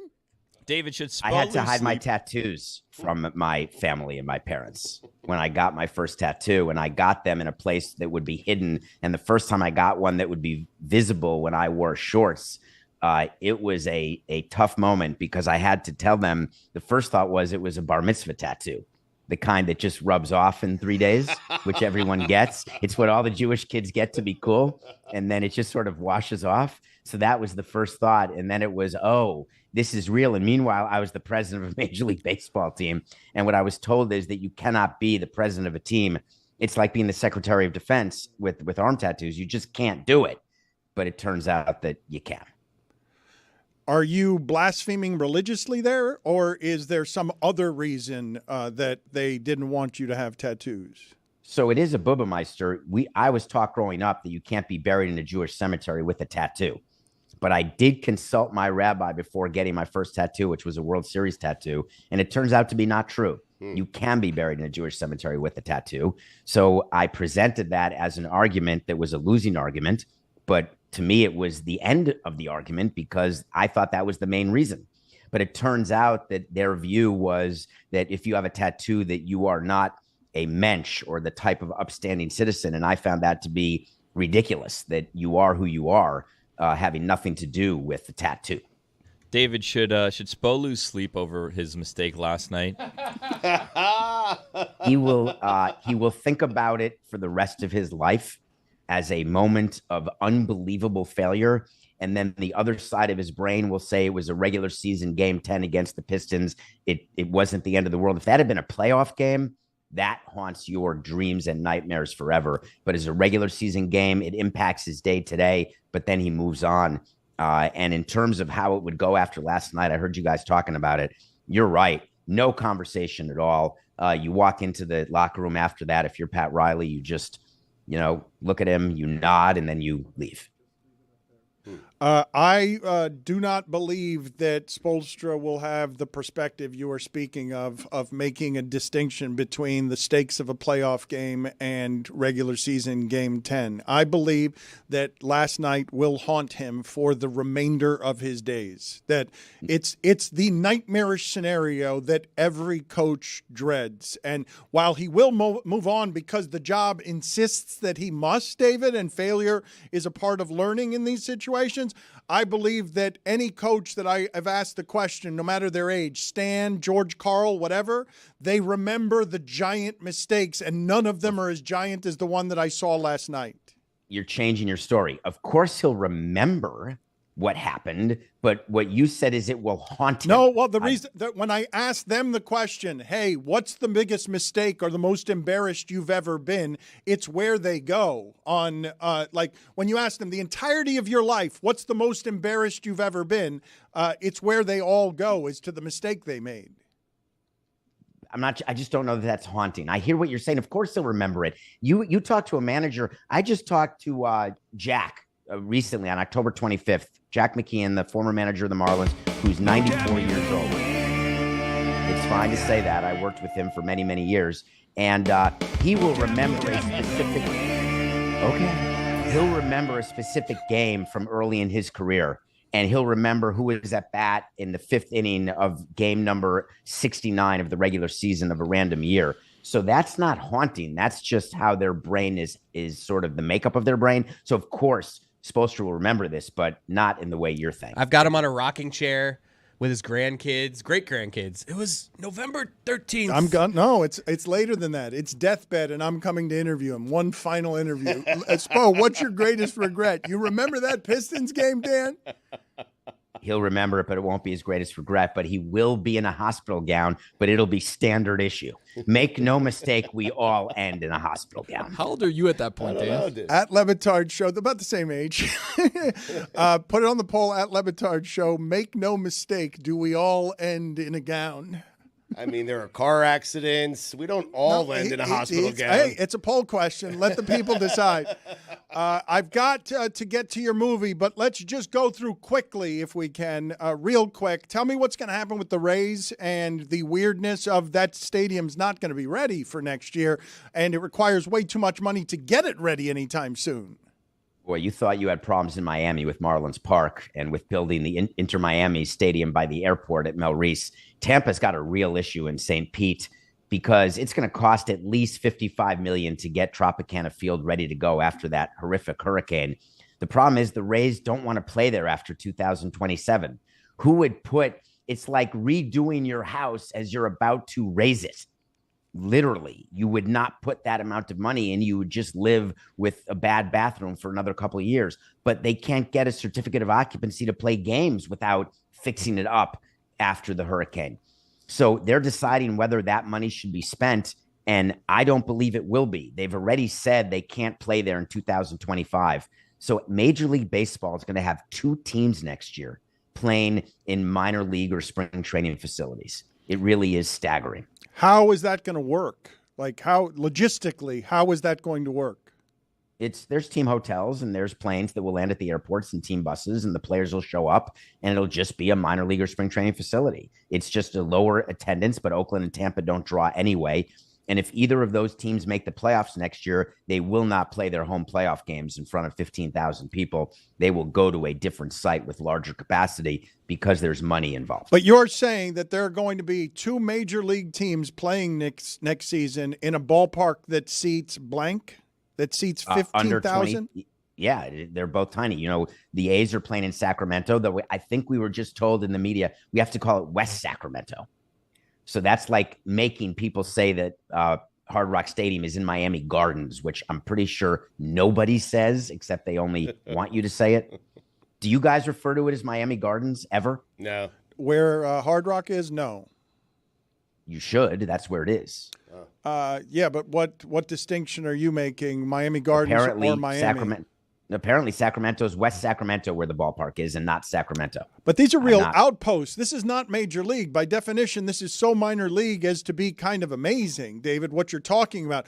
A bit apocalyptic, the idea that 2 major league franchises in a dystopian earth that wrecks its stadiums can't play in major league parks because we've got hurricane-ravaged facility and they need taxpayers to build them a new stadium by 2028. So that, too, can be torn asunder by storm surge. I appreciate that you're trying to say that about both. That's the situation in Tampa, not Oakland. Oakland was just an old-fashioned, we're going to relocate because we're not getting enough money to stay in Oakland, and they need a temporary place to play because they didn't have a lease to stay in Oakland. That's all. I'm saying symbolically, it's funny that one is ravaged by climate change and the other is just simple greed that destroys baseball forever in a great baseball town like Oakland. It's true. Now, that part is true. Oakland has lost a team, but teams relocate all the time, as you know, and then you spend more money to get a team back. Just ask Seattle what they're trying to do with their basketball team. You always spend more money to bring a team back. Ask Montreal. They're doing the same thing than what it would cost to keep it. That's one of the crazy math equations in stadium and ballpark finance that even Billy Corbin will admit, that municipalities always spend more in regret after the fact than they would have had to when the deal was happening. Do you guys agree with the assessment that teams always relocate? Like, because I don't think teams always relocate. No, and I don't agree with Oakland being a great baseball town. You're making it sound like it's St. Louis. It was a great baseball town in the 80s. Yeah, when the team was good. Okay, but it's not true. Oh, David, you're going to tell me Oakland's this great baseball town? It is. Oh, come on. It's a fantastic baseball city. As recently as the mid-teens when they were good. They'd still have a team. Yeah. It's like denying that the Jets were good more recently than the Dolphins. Of course they were. It's hard to debate that. The A's had a great run. They're just in a closed window the way many teams are when you have a roller coaster, open window, closed window. David, can you help me with this with Stugotz? Because this has been a theme today that when he doesn't care about something, it ends up being hurtful to people who do care about that thing. Baseball in Oakland leaves quietly enough that Stugotz doesn't care very much. And while I'm not actually heartbroken, when I saw that, I'm like, oh, man, that sucks for Oakland. Like, Oakland really loved that team, and those are some fun memories there that Oakland doesn't have for a lot of sports over those years. And so when Stugotz just sort of like waves his hand at it as if it's not something that really hurt Oakland. No, what I'm saying is really what I'm debating is whether or not it's such a great baseball town. I do feel bad for the A's fans that lost their team. I feel bad for any city that loses a team that they've fallen in love with. But no one, and I mean no one, if you were to ask them, top 5 baseball towns in America, no one would have Oakland on that list. Nobody. But no one would have Miami as a top 5 football city. Out of all of the 32, would Miami be a top 5? But you'd be despondent beyond repair if the Dolphins relocated or the Jets relocated. The Jets are not a top 5 football-loving place in Jersey. I'd be okay with them relocating, actually. That'd be fine. Samson, you have inspired song around here. Jeremy just ran out of the room, created this real quick for you. We're starting collections from the movies we love, and maybe we'll keep them until our last breath. There's sunglasses in boxes today, but in my bed in the hospital, ending our lives all the same. It's the final nightgown.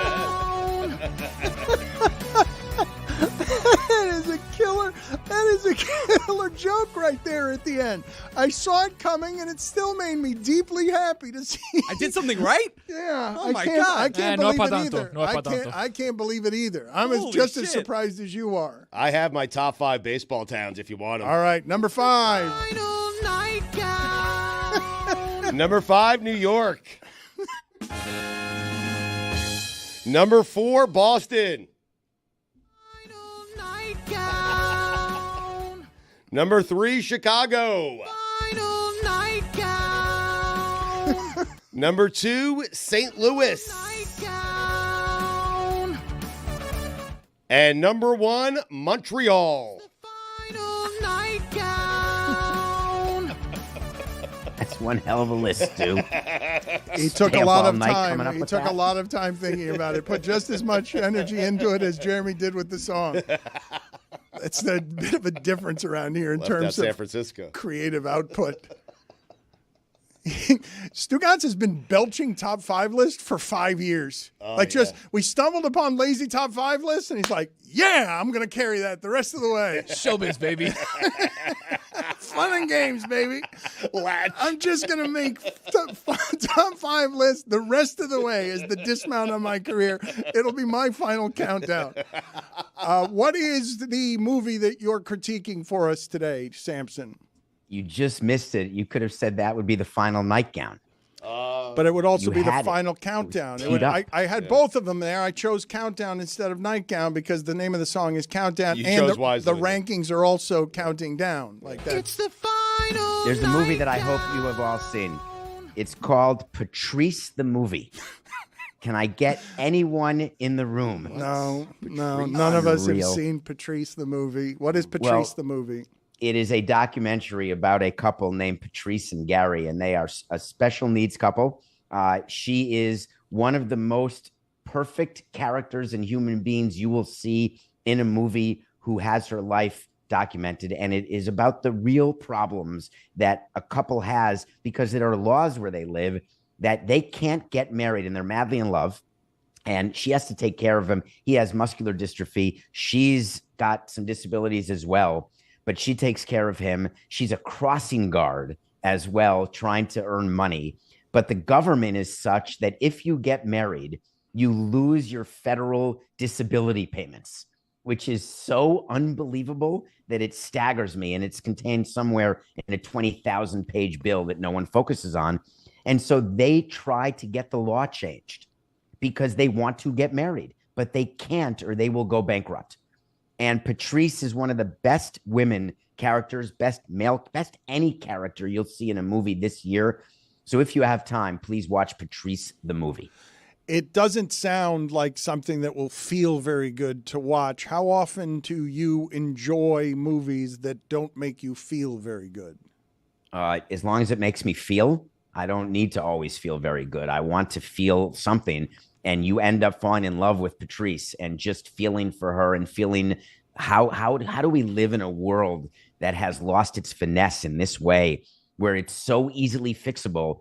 But they interview people in DC who are like, listen, we'll try, but this is a tough one.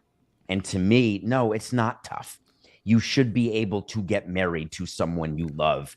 Hard stop. The reason that I bring it up is because I've been recommending the Celine Dion doc and the Michael J. Fox doc to people, but many people are like, no, man, I don't want to feel like that. I just don't want to feel like that. I don't want to watch a movie and feel like that. Half the world puts their head in the sand, and that is why the world ends up where the world is. And it's called, the ostrich head in the sand defense, which is, I had no idea this was going on. People use it in white collar crimes all the time. I had no idea. People use it in sports, like Jim Crane with the Astros. I had no idea there was cheating going on. Just give me a break. It's the most ridiculous thing. You shouldn't be allowed to use that as a defense of any kind. And if you don't want to appreciate what Michael J. Fox goes through with Parkinson's, then basically, screw you and go live the life that you think you're leading. There it is. Screw you. Yep. Screw you is how we punctuate the segment. Way to go, Samson. That is the kind of love we need in a divided America right now. Screw you with David Samson. Good talking to you. It's the final night, guys.